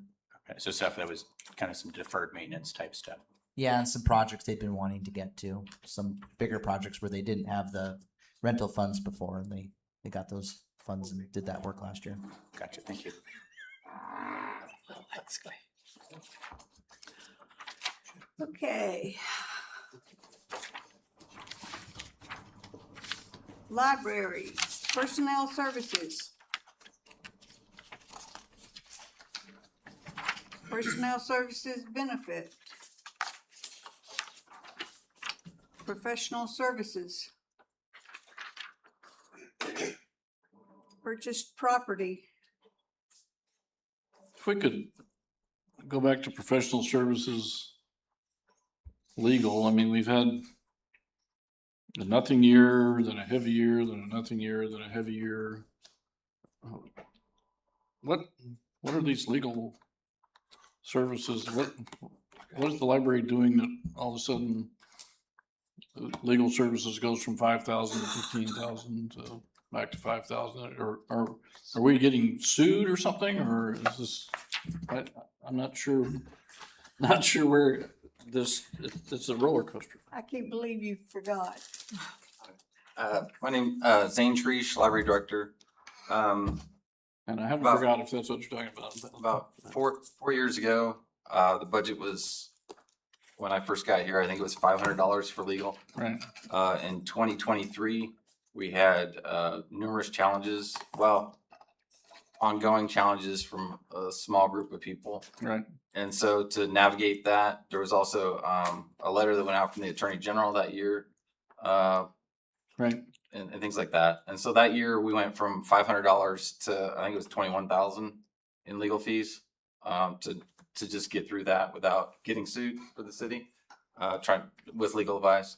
The next year, it wasn't as much, that we had, it wasn't a hot topic, if you will. And so we didn't have as much, need for legal that year. I think, last year was, there's a couple things that went with the Matsu Library Network that might have been them pulling out and us having to figure out some things there as far as notifying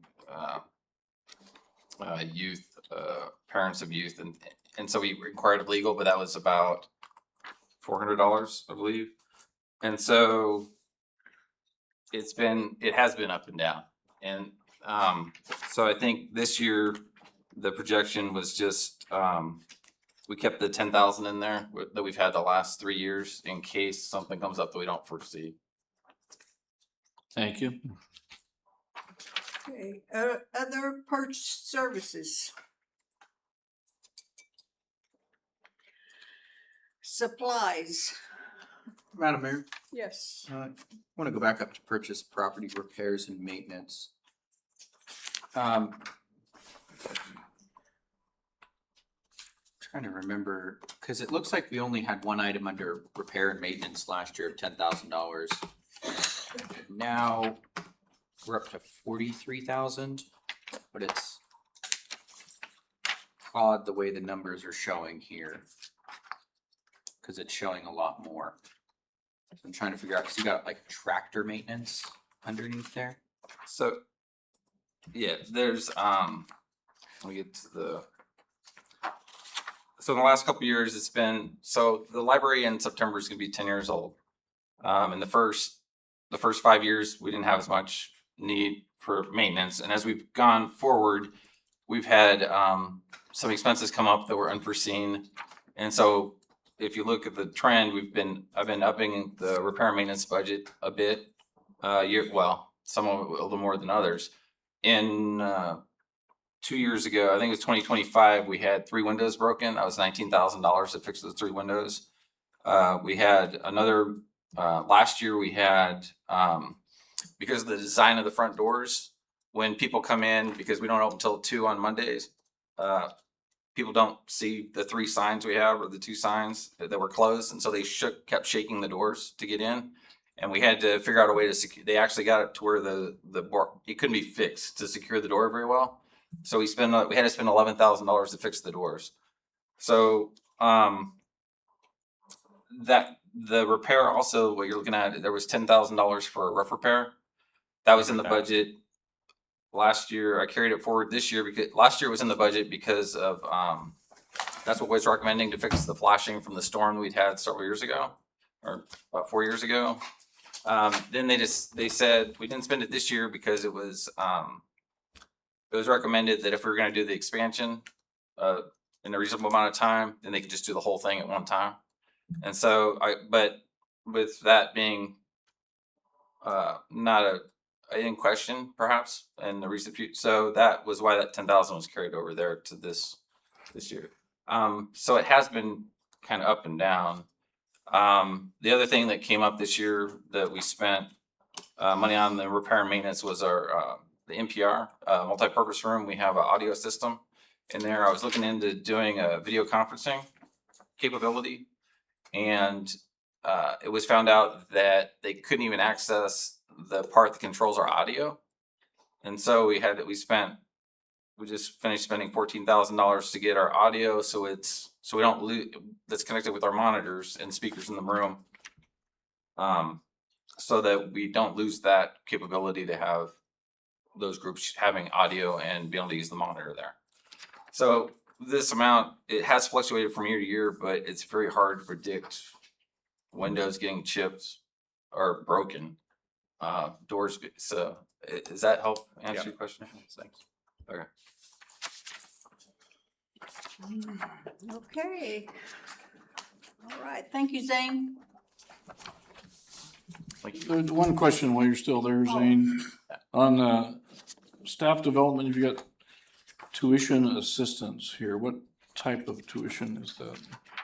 So the city has a program. I believe it's still in place.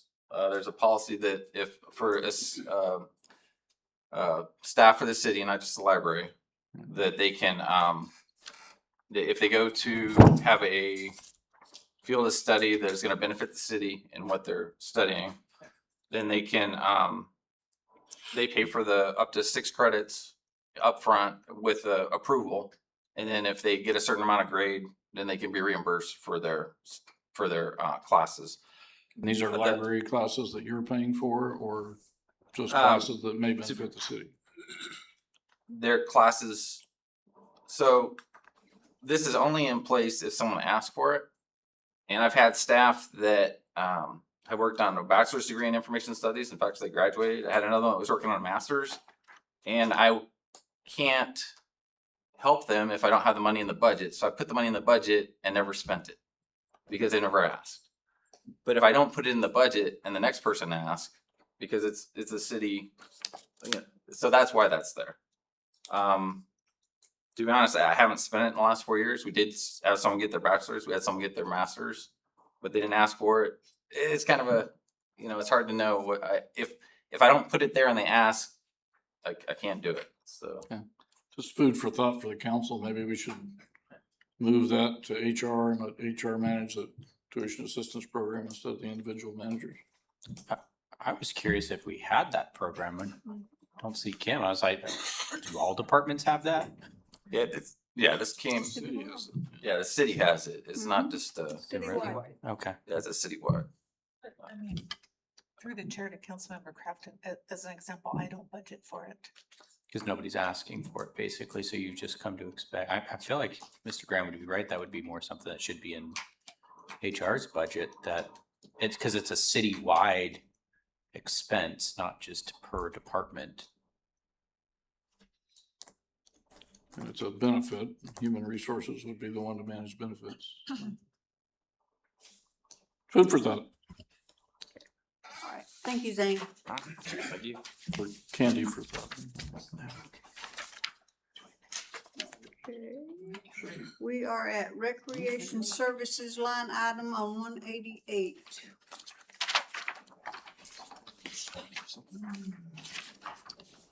Okay. Personnel services. Personnel services benefit. Other purchased services.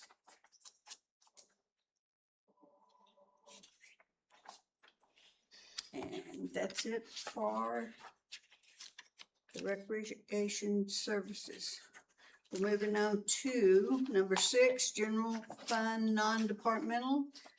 Madam Mayor? What? Sorry, just want to go back to some of the recreation programs that we're doing. Normally, especially with these, I expect an increase in cost here. Scott, could you speak to what this year's going to look like? I mean, are we just not increasing what we're trying to offer? Have you felt like you have enough that you're able to put on good programs? I mean, again, I understand that we asked you to reduce the budget. I'm just kind of trying to get a feel of what you're feeling for your programs. Yeah, Councilmember Crafton. So basically, recreation programs, a lot of the numbers are kind of status quo. There was a reduction of 12,500. We were going to try to do music in the park through July, but the service provider really had a capacity where we started this year in May. And we did 5 shows. So this reflected a 2-show reduction going forward, but also at their cost of $5,000 each show. And then we added $5,000 to the parade for traffic control supplies and miscellaneous. And then there was $4,000 added to the mayor's picnic.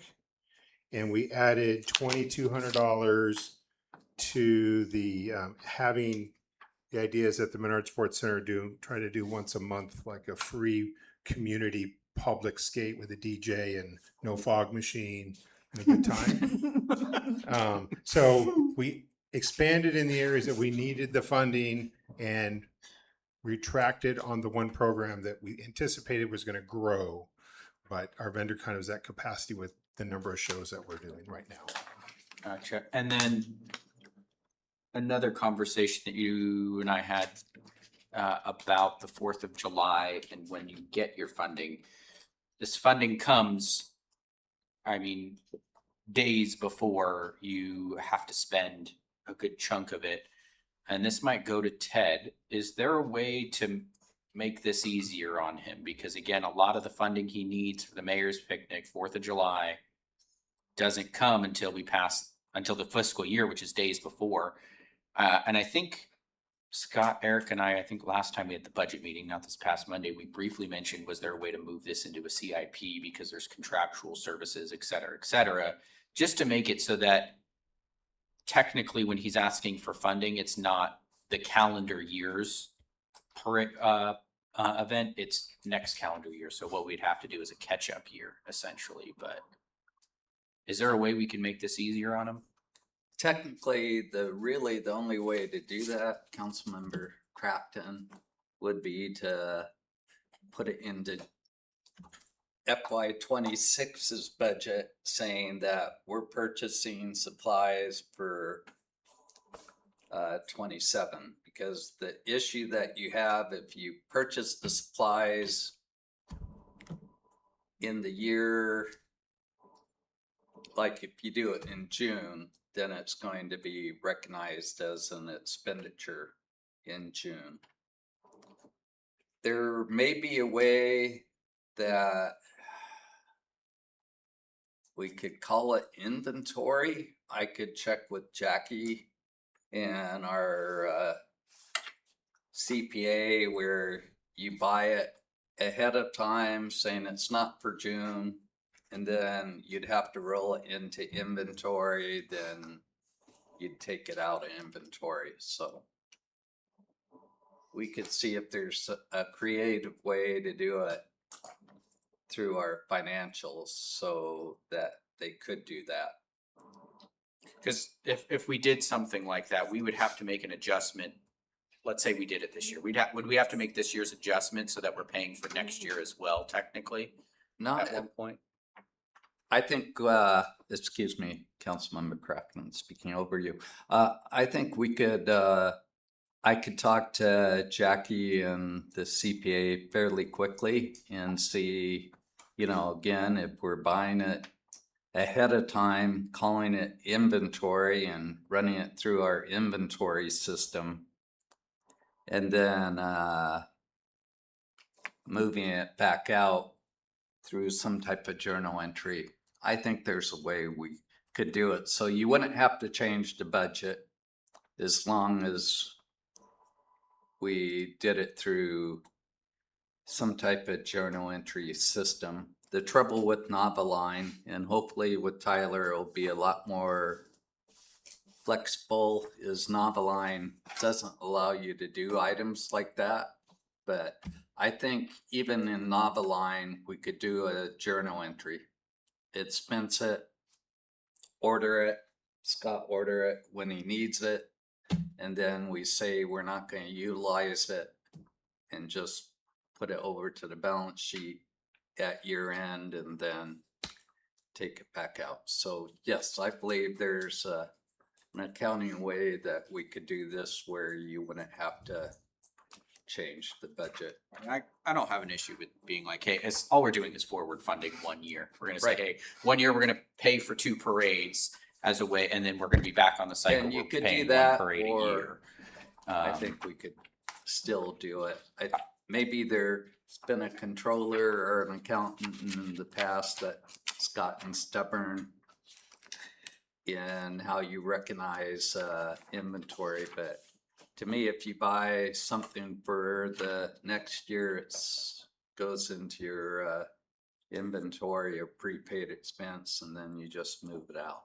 But And we with can that do part it is, either again, with it's it. a balance of inventory, but it's also contracts and purchase orders. So part Well, of contracts are. that's the real problem, is I've got multiple contracts. And if it's contracts, then yes, it would be much. Well, no, contracts should. Is that something you could get back to me about? Maybe that'd be best. You bet, because contracts, if the services are being done in the next year, you should be able to.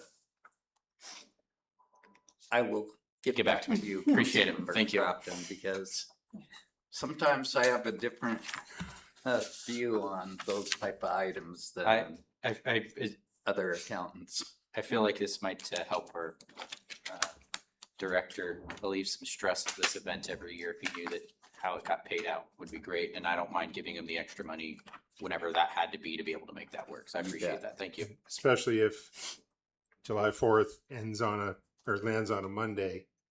And so July 1 being Friday. Thursday or Friday, Yeah. it's literally impossible. And we get amazing support from a lot of the finance ladies that know how to handle the turn and burn. We've got prearranged to get temporary purchase order numbers. They know we need checks. They know all that kind of stuff, but it's just, they have a bigger thing to worry about. They're doing year end. So it's just not a perfect storm. It's a horrible storm. And so however we can do it, I mean, it would be, because I got to sit on my hands on a lot of this stuff. So it just is really, really tough. So I appreciate the support. Appreciate the thought on that one. Thanks, Ted. Okay, we are moving on to non-departmental on 192. Still contract. July. So, is there any questions on non-departmental?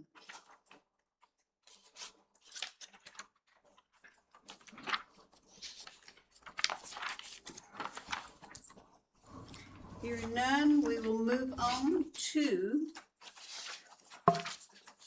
youth court on page 202.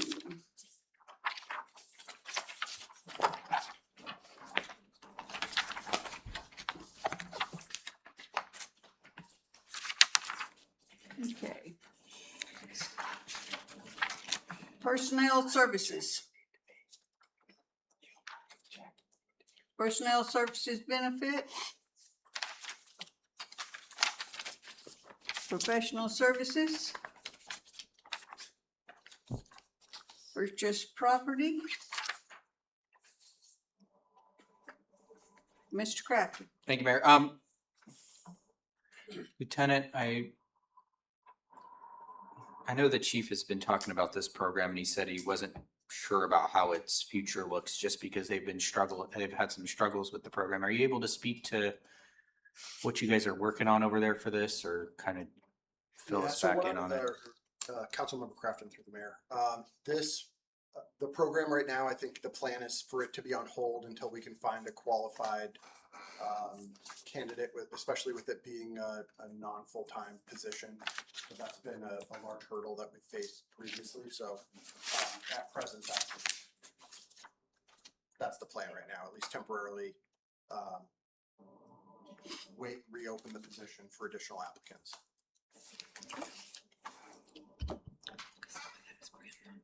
Other purchase services.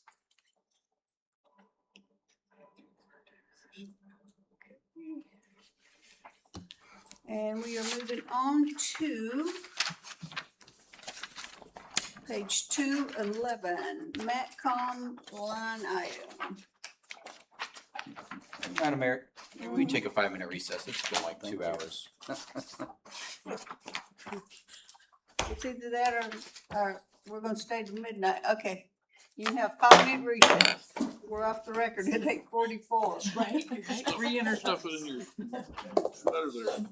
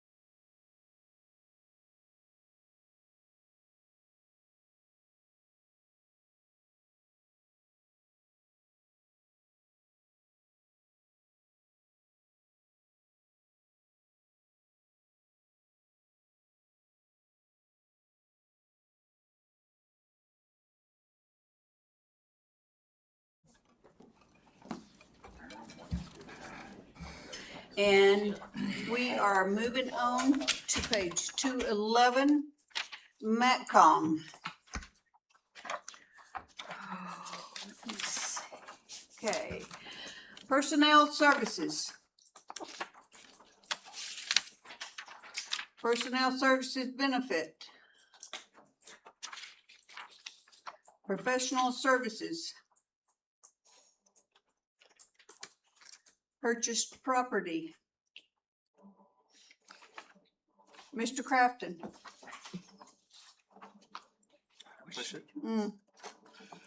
I seen the movement.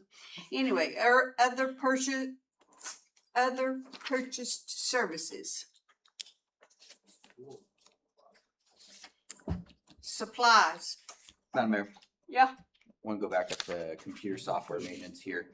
$250,000 drop in software maintenance. Sorry, I'm trying to figure out what big significant change we had there. Yeah, we paid for the upgrades, a couple of different upgrades in this year's budget, so we don't need to pay for them again, so those are off of there. Thank you.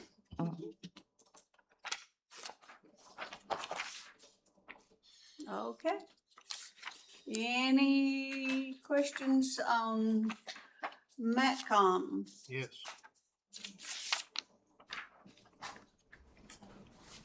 Mr. Johnson? Other purchase services. Wow, what an increase in insurance. Is there a reason for that?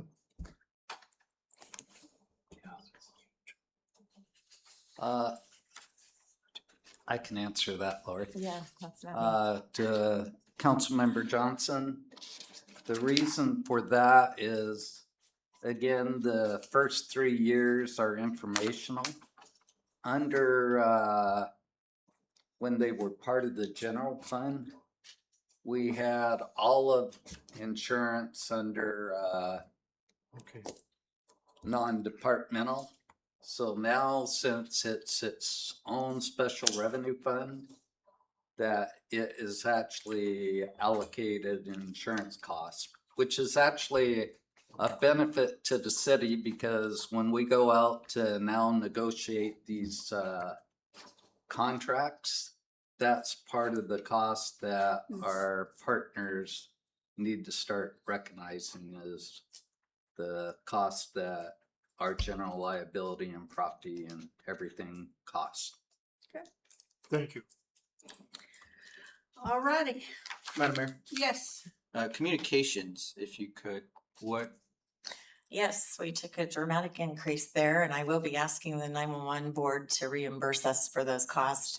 Those are our network expenses for our new call handling system. They require a lot of bandwidth to run the new system, and the circuits for those have went up double what we were paying. as I say, it looks like more than double, it's almost even triple the cost of what we're paying. That's internet services, basically, you're saying is the. Yeah, for a dedicated E911, so that it's a, specific internet services that we have to have for that, as well as switching over to T1s. Unfortunately, we start in a legacy world here. T1s are very expensive, and that's what we're running on until we can get to next gen core services. And was the cost increase on the provider saying, hey, we need to charge you for more for the internet you're using, or did you say it was based on the equipment we're using? Sorry. It's changing over to this new equipment, which is all next gen 911, which allows for people to text, people to send video. We'll have AI features with it, where while the call taker is talking to the dispatcher or the caller, that'll have the actual transcript of what's happening. So there's all sorts of bandwidth that's coming with that. And new mapping services, which will plot their location based off of actually the handset rather than triangulating with the cell tower. And is there any infrastructure upgrades besides the consoles that we're doing that's going to be required to allow this level of bandwidth to come into our building? All that's with the call handling system, so, and the new mapping. Thank you. Okay. Thank you, Lori. We're moving on to page 223. Menard.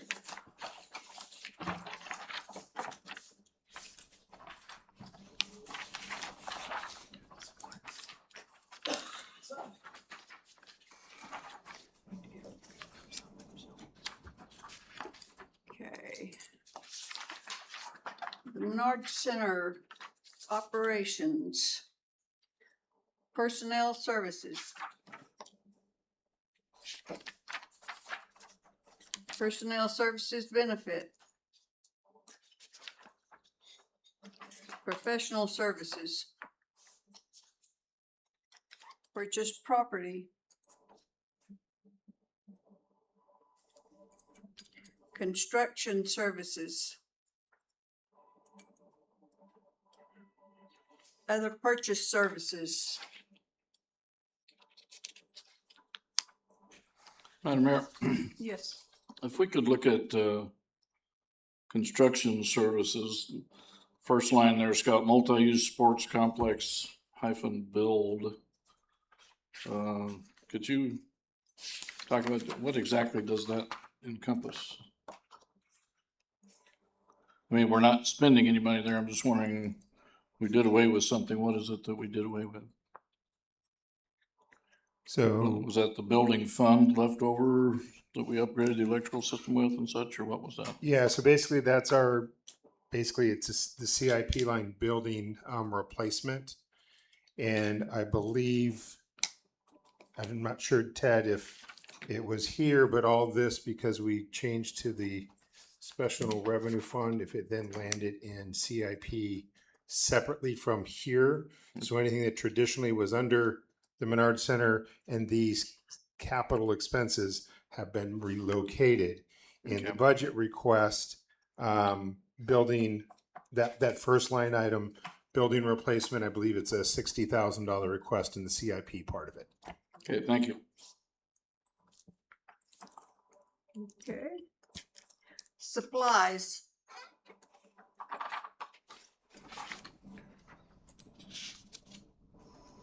If I could address supplies, Madam Mayor. So when we forwarded our initial numbers, we did some projections on electricity and natural gas and electricity. And with all the rate increases, the high usage with December windstorms and things like that. So we went to, had increased natural gas $5,000, but I believe we're going to probably land this year at $125,000. So that would be at this time kind of an amended ask to match what we did this last year with kind of our extreme. And then with electricity, we had increased by 15, but really we're going to need 25,000 additional. So that would take that line item total to 260. So natural gas 125 is realistic, and electricity 260 right now would be realistic on our usage that we've experienced this year. So to clarify, you're asking not for another 15,000, but another 25,000. Correct. Okay, so not a 25 on top of the 15. Correct. Okay, so that's how we got On that line item, Thank yes. So 125 is the total ask natural gas, which would be 15,000 increase based on what is there total. And then yes, on electricity, taking it to 260. So a $25,000 total increase would be recommended to meet our expenses this year.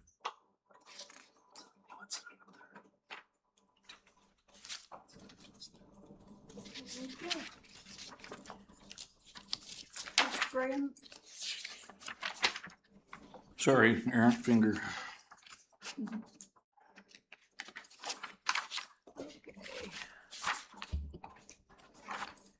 We are moving on to number 8, the sewer fund, page 241, general admin.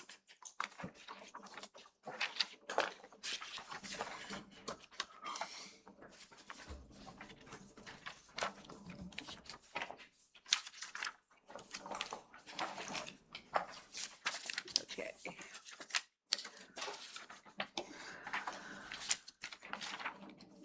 This is sewer fund, public works, general administration, personnel service.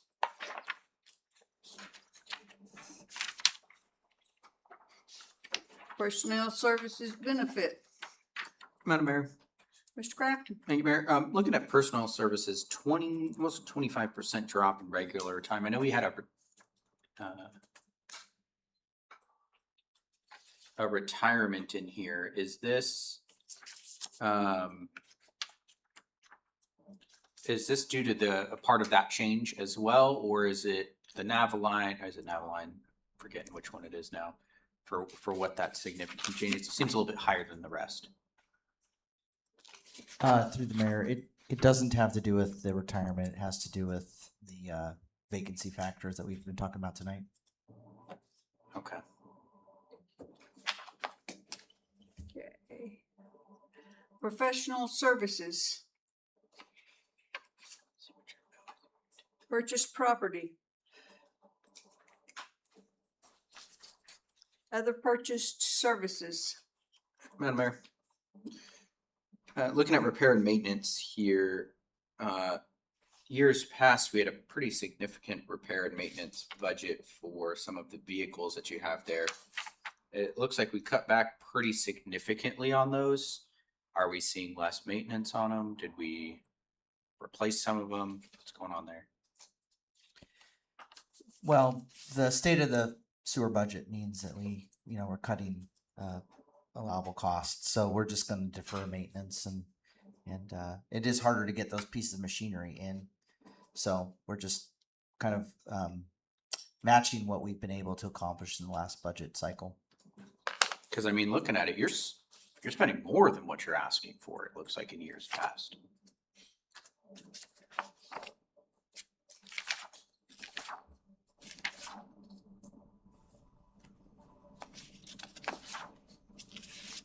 Well, you've seen that we had some pretty high expenses in fiscal year 25, and then we carried that through, and then we haven't expended it. So that's what I'm saying is that it doesn't need to be as high as that's where the reduction comes from.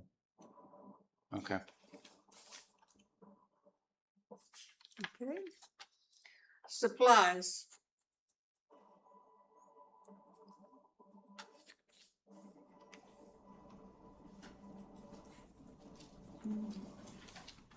Okay, Madam Mayor. yes.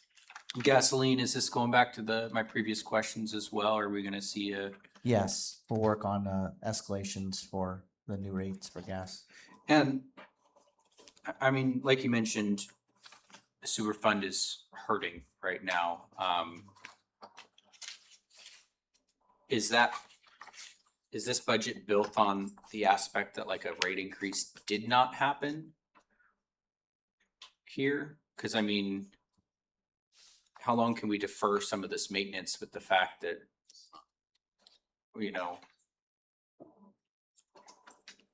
Can I? Go ahead. We asked and went through the whole sewer fund, and the sewer fund budget is not based on the rate increase. The rate increase we said we needed to meet the budget. We didn't go vice versa. Do you see what I'm saying? Okay. So we are actually, from what we understand, that the council is stating that they don't want to do the rate increase this year in order to meet the sewer fund revenue that we're required to have based on code. We're going to have to come back with a transfer from the general fund. So for the sewer fund especially, they are doing we're going to have to ask for a $355,000 transfer from the general fund in order to meet the requirements of the fund's stabilization. You said one more time, how much was that? Approximately $355,000. And that's if we made no rate increase whatsoever, you're saying? Yes. If the council is, I think administration is hearing that we need to go through a public process and decide how you want to do that, then we'd have to transfer 355,000 in this, just the sewer fund, because the sewer fund has been dropping every year based on how much we have gone up over the last 3 years in expenditures to meet deferred maintenance and those items. But the water fund has always been a more healthy fund.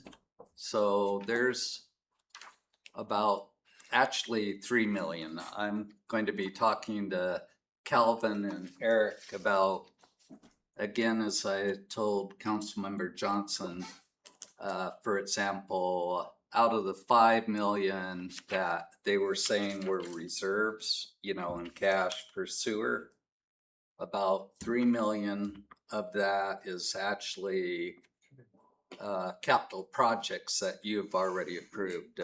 For example, 2.5 million is the outfall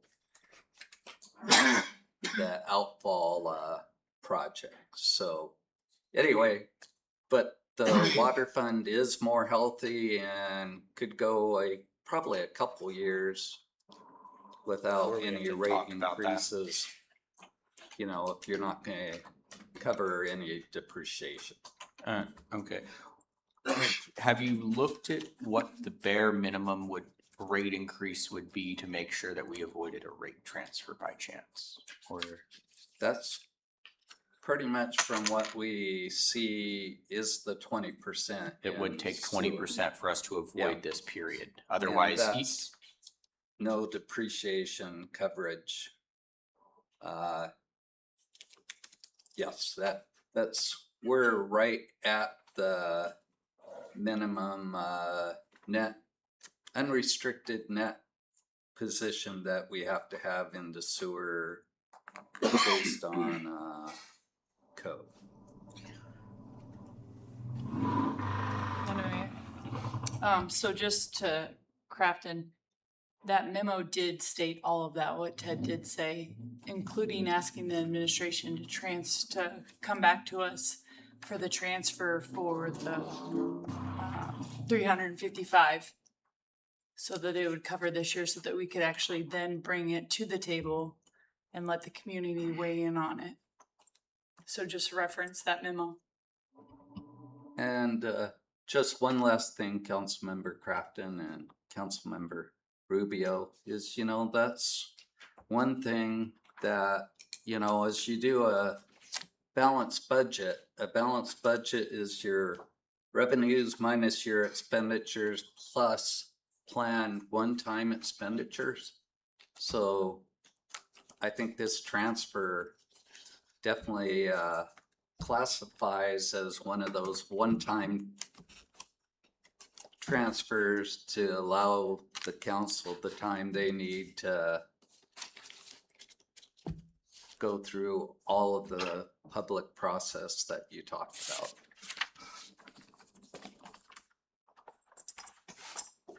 thank you.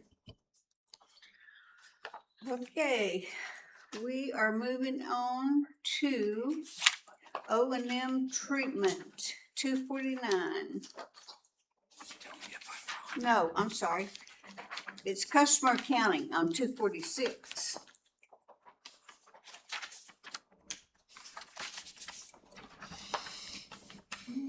Okay. Personnel services. Personnel services benefit. Purchase property. Other purchase services. Supplies. Okay, and now we're moving on to O&M treatment, 249.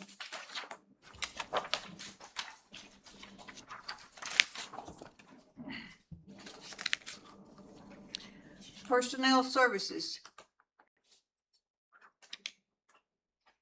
Personnel services benefit. Professional services. Purchased property. Purchased services. Supplies.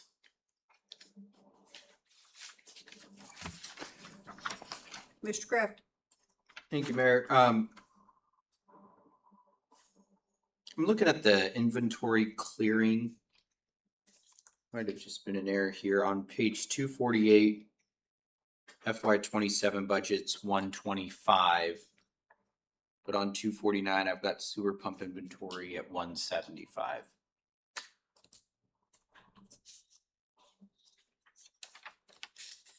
And that's the only item in that budget.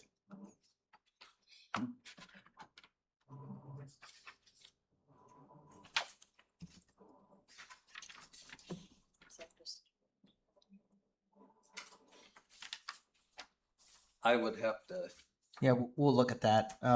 We had asked for an increase this year because we talked about inventory as it affects Scott or how he could use it. We pre-purchase pumps, we have them in inventory, and then we put them out. And so we have to have enough on stock because it's kind of interesting. It's a one-time thing. So 175 is our request for the whole fiscal year to have enough pumps on hand. So. Yeah, because I see last year you asked, we originally approved 162.5, and then it looks like we amended up to 173. I feel like I remember actually this ordinance coming back before us. Yep, they're more expensive now, and we have more failures. So. And you've spent that full amount already. Well, looks like you're at to 66%. So. Yeah, and so what we see actually, it's kind of cyclical, right? So we are now in our main pump replacement time because we lose a lot of pumps with the freezes that we have. And so they're moving through a lot of pumps right now as they catch back up. So what it should be in here is 175. Is that correct? We'll double check, but I think it is because I didn't make the detail one. This one was made by Susan, correct? again, if you look, this is an interesting thing is that what Eric's saying is you may buy them, but this again is the ones that are expense are the ones that are actually used. So we'd have to go back and actually look at what it's going to be at the end of the year.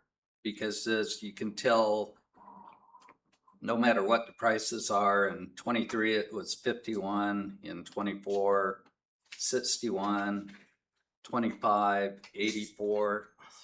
So if you're going that 173, I think in 26 when they did the budget was actually more how much they thought they were going to have to buy than actually the ones that they were going to utilize. So again,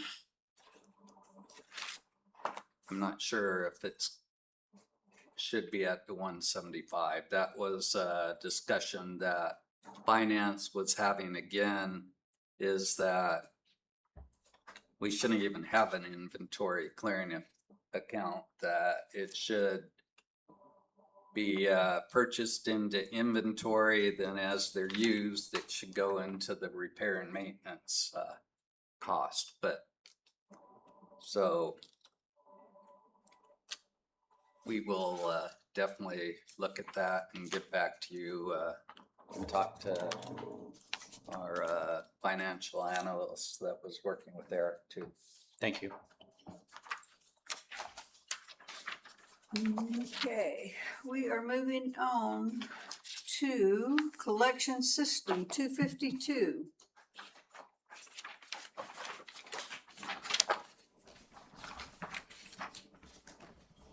Okay, personnel services. Madam Mayor. Eric, could you speak to the temp position we're looking at here? Yeah, so there are times when collections needs some surge help, and so we're looking at the options to have some assistance when they have a trained operator going down in the hole, but we need some additional people up on top to provide the level of service we need with those calls. Thank you. Personnel services benefit. Purchased property. Other purchased services. Supplies. Madam Mayor, Yes. want to jump back up to repair and maintenance. So I see in 2026, you originally asked for 20. Looks like it's been amended to 31.5. So you guys are spending the money, but only asking for 20 again this year. Is this some deferred maintenance we're trying to kick down the road because of the budget again?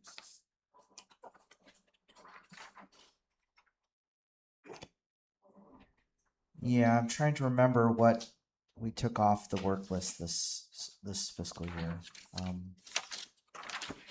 We don't have the forecast for the work that we did as it compares to last year, so we're just forecasting less deferred maintenance to get through this budget cycle.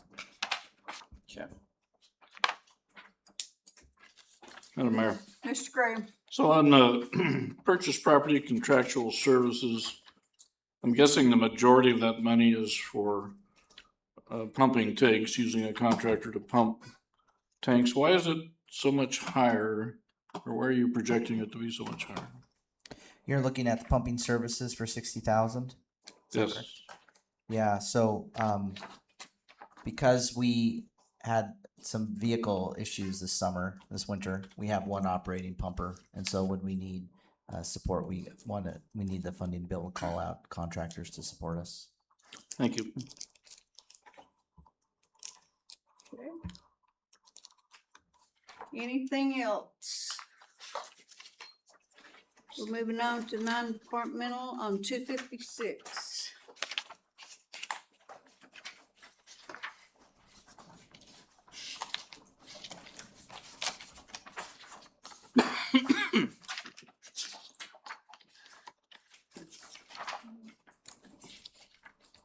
Okay, any questions on non-departmental?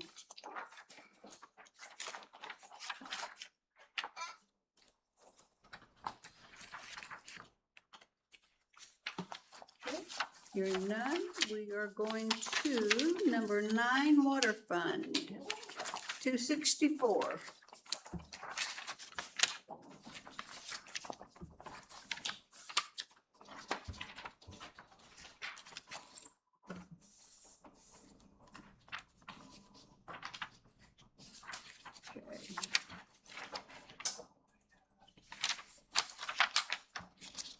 Personnel service.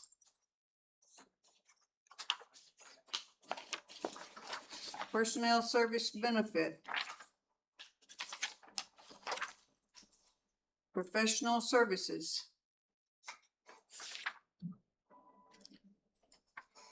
Purchased property. Madam Mayor. Mr. Crafton. Thank you, Mayor.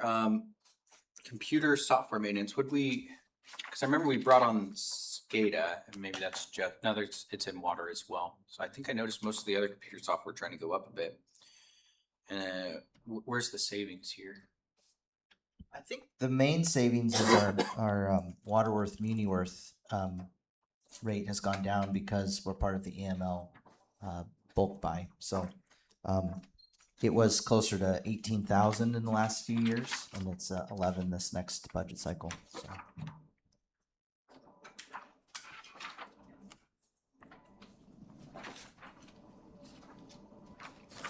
You said Muniworth? Yeah, so that's kind of their mother name for their. So Waterworth is kind of considered Muniworth now because they help with so many different funds. They started out with water and sewer, and they help with the airports, and they have a lot of. They kind of rebranded themselves as Muniworth in some places. I'm seeing the Muniworth go up by $3,000.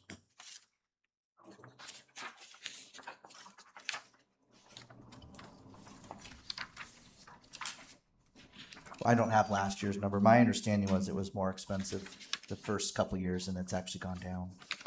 Yeah, because Mr. Gray. Thank you, Madam Mayor.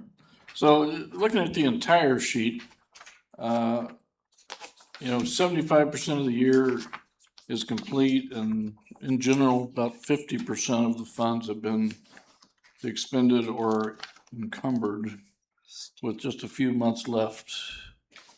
What are we, is that just because we're not much we can do in the wintertime, and now that summer's kicking in, that spending Yes. meter is gonna start spinning? Yeah, correct. So Okay. we have a lot of repairs that we're making this spring. So there is a slow period in the middle of winter when water doesn't have a lot of expenditures because the facilities are, you know. Thank you. Yeah. Okay, other purchased services.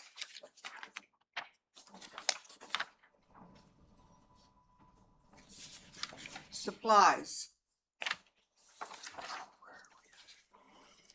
We are moving on to page 269, customer accounting.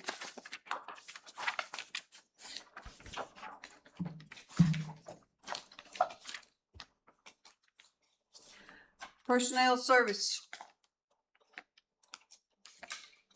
Personnel services benefit. Purchased property. Other purchased services. Supplies.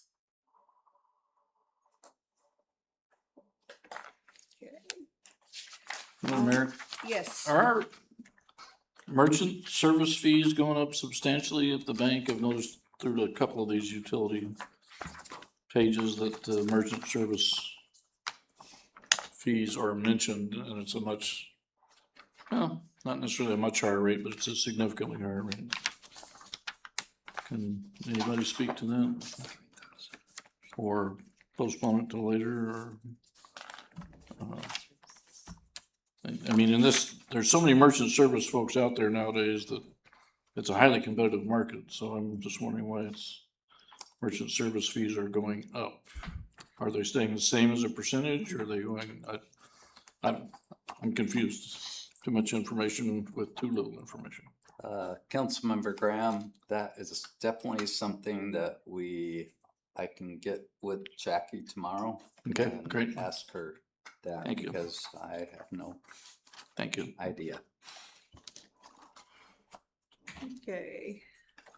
We are, Madam Mayor, yeah, I'm I sorry. know this is trivial, but the uncollectible accounts, can't we put some sort of lien on it to eventually get the money back? That would be a Holly question. Yeah. It's trivial. Let's move on. And we are on to 272. Mr. Graham, did you have something? Okay. Treatment plant, personnel service. Personnel services benefit. Professional services.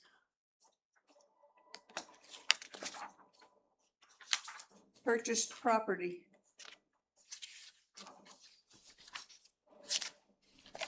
Other purchased services. Supplies.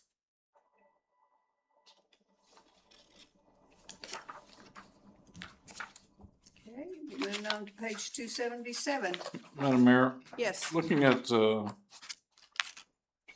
don't even know what category this is, natural gas, 247% increase. Are we adding some square footage that we're having to heat now, or what? No, that is shifting the power generation at Spruce to our turbines. So that is, Okay, yep, that's our power generation at Spruce. thank you. Okay. We are at distribution line 277. Personnel service. Personnel service benefit. Purchased property. Other purchased services.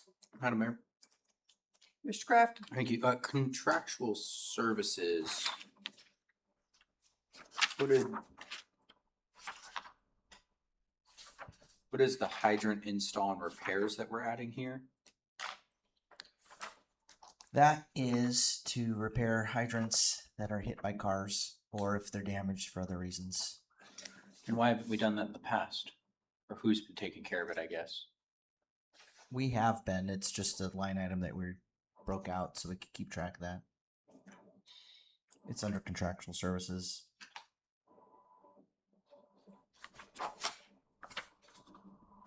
I'm looking at last year's and I'm not seeing we had the expense last year. Well, it wasn't called out specifically. We just called it out to make it a point of getting on those. And Councilmember Crafton, I believe in the past that we included it in CIPs, didn't we, Eric? And since it's truly a repair and maintenance, that we moved it over to an operational expense. Okay, that makes more sense. Cause yeah, I was about to say, looking years past here, I mean, we haven't been expending, there's not been that much coming out of the account, so thank you. Okay, supplies.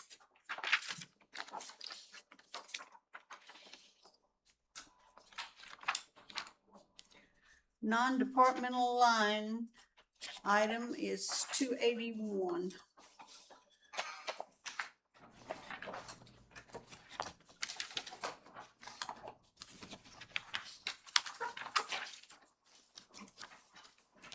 Okay, any questions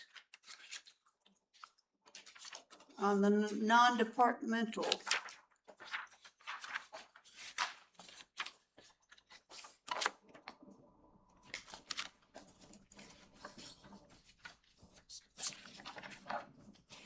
All right, number 10, airport fund, page 290.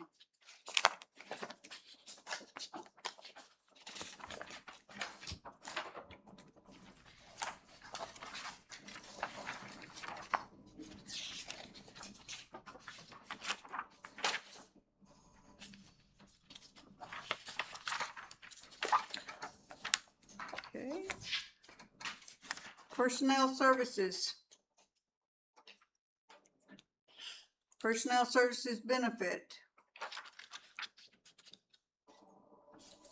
Professional services.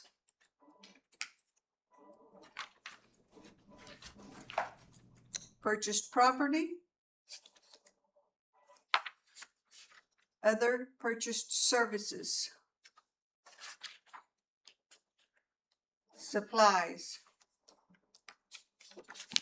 Madam Mayor, Mr. Graham. if we could move up to other purchase services, communications, I believe showing pretty significant increase, mainly due to a MTA circuit there, that MNET circuit there. What are we increasing the size of that circuit, the capability of that circuit, or MTA just charging more for its services? What are we doing? You're looking at the $3,500 line? Yes, sir. I'd have to ask Steve. He handles our phone. Okay, thank I you. don't know. That $3,500 was there last year too. The line increase, all I'm looking at is what they're providing, the information they're providing here, so. Are you talking about communications? That's what I was talking about. Yeah, I'm seeing $1,000 decrease. Oh, I'm sorry, I was looking above that. Never mind. Okay.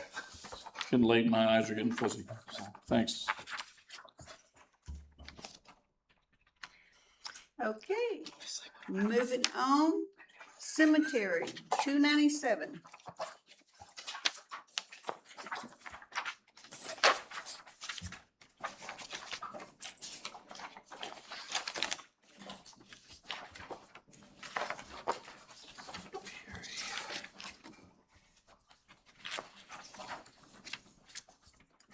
Any questions on cemetery fund?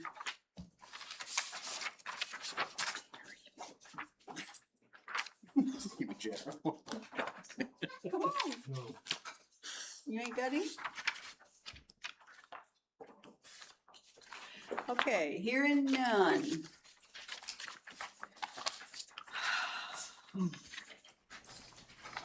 Is there a motion to exit committee of the whole? Madam Mayor, I move that we exit committee of the whole.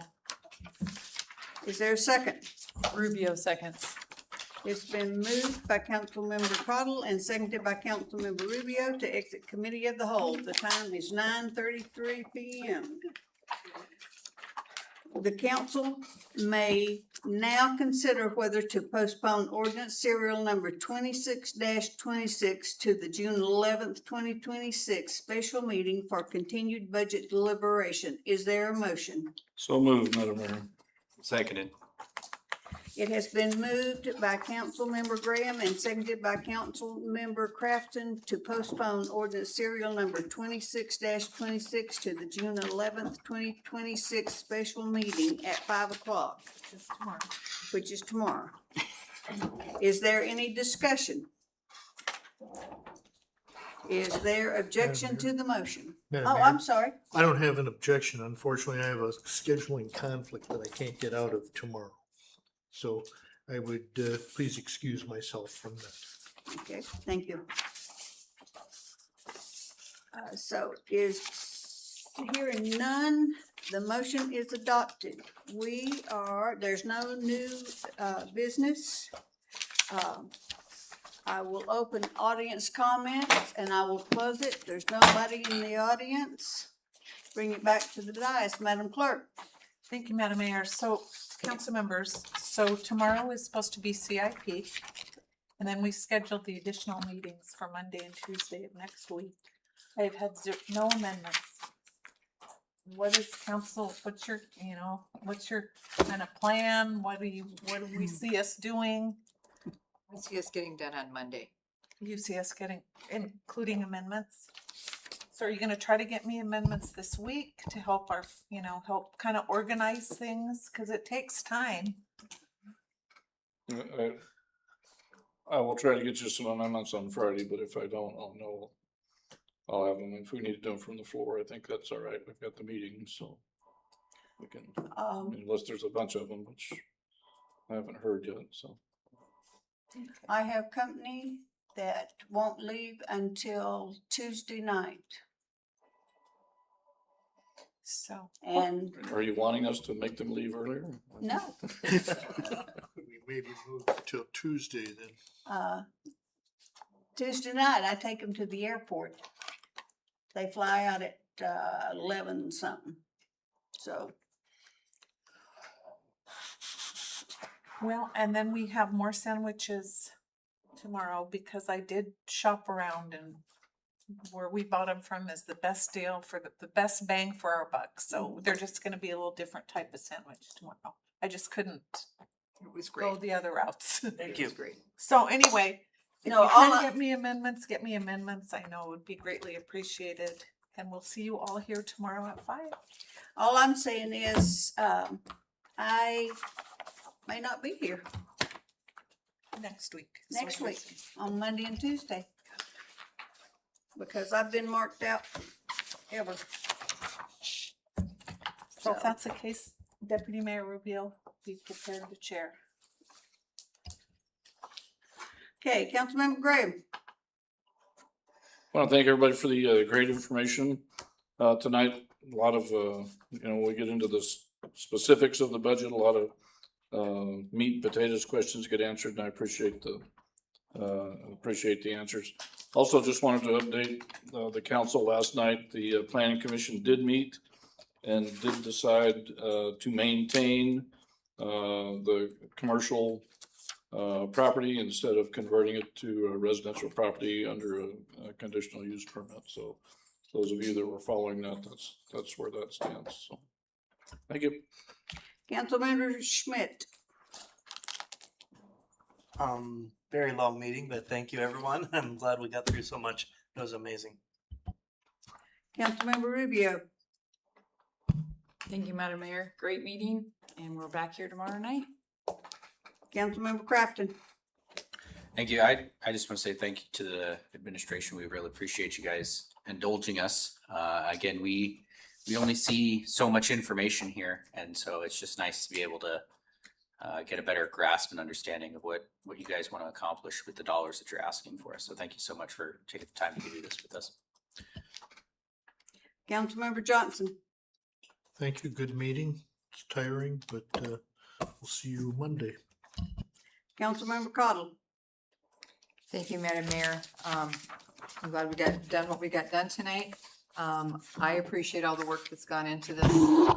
Having done budgets for many, many years, I know the work that goes into this. So I do appreciate everybody's input and everybody's hard work and stuff like that. I'm hoping we get done by the 15th, because the 16th is when the Borough Assembly is doing all of their public hearing on the proposed sales tax. And I'm hoping that, well, I know there'll be a lot of people that will be testifying. It'll be worth bringing popcorn too. So I would like to be there. And that's We all need I to be have. there. Yes, we do. We absolutely do. So thank you. Yep. So with no further business coming before this council, I will adjourn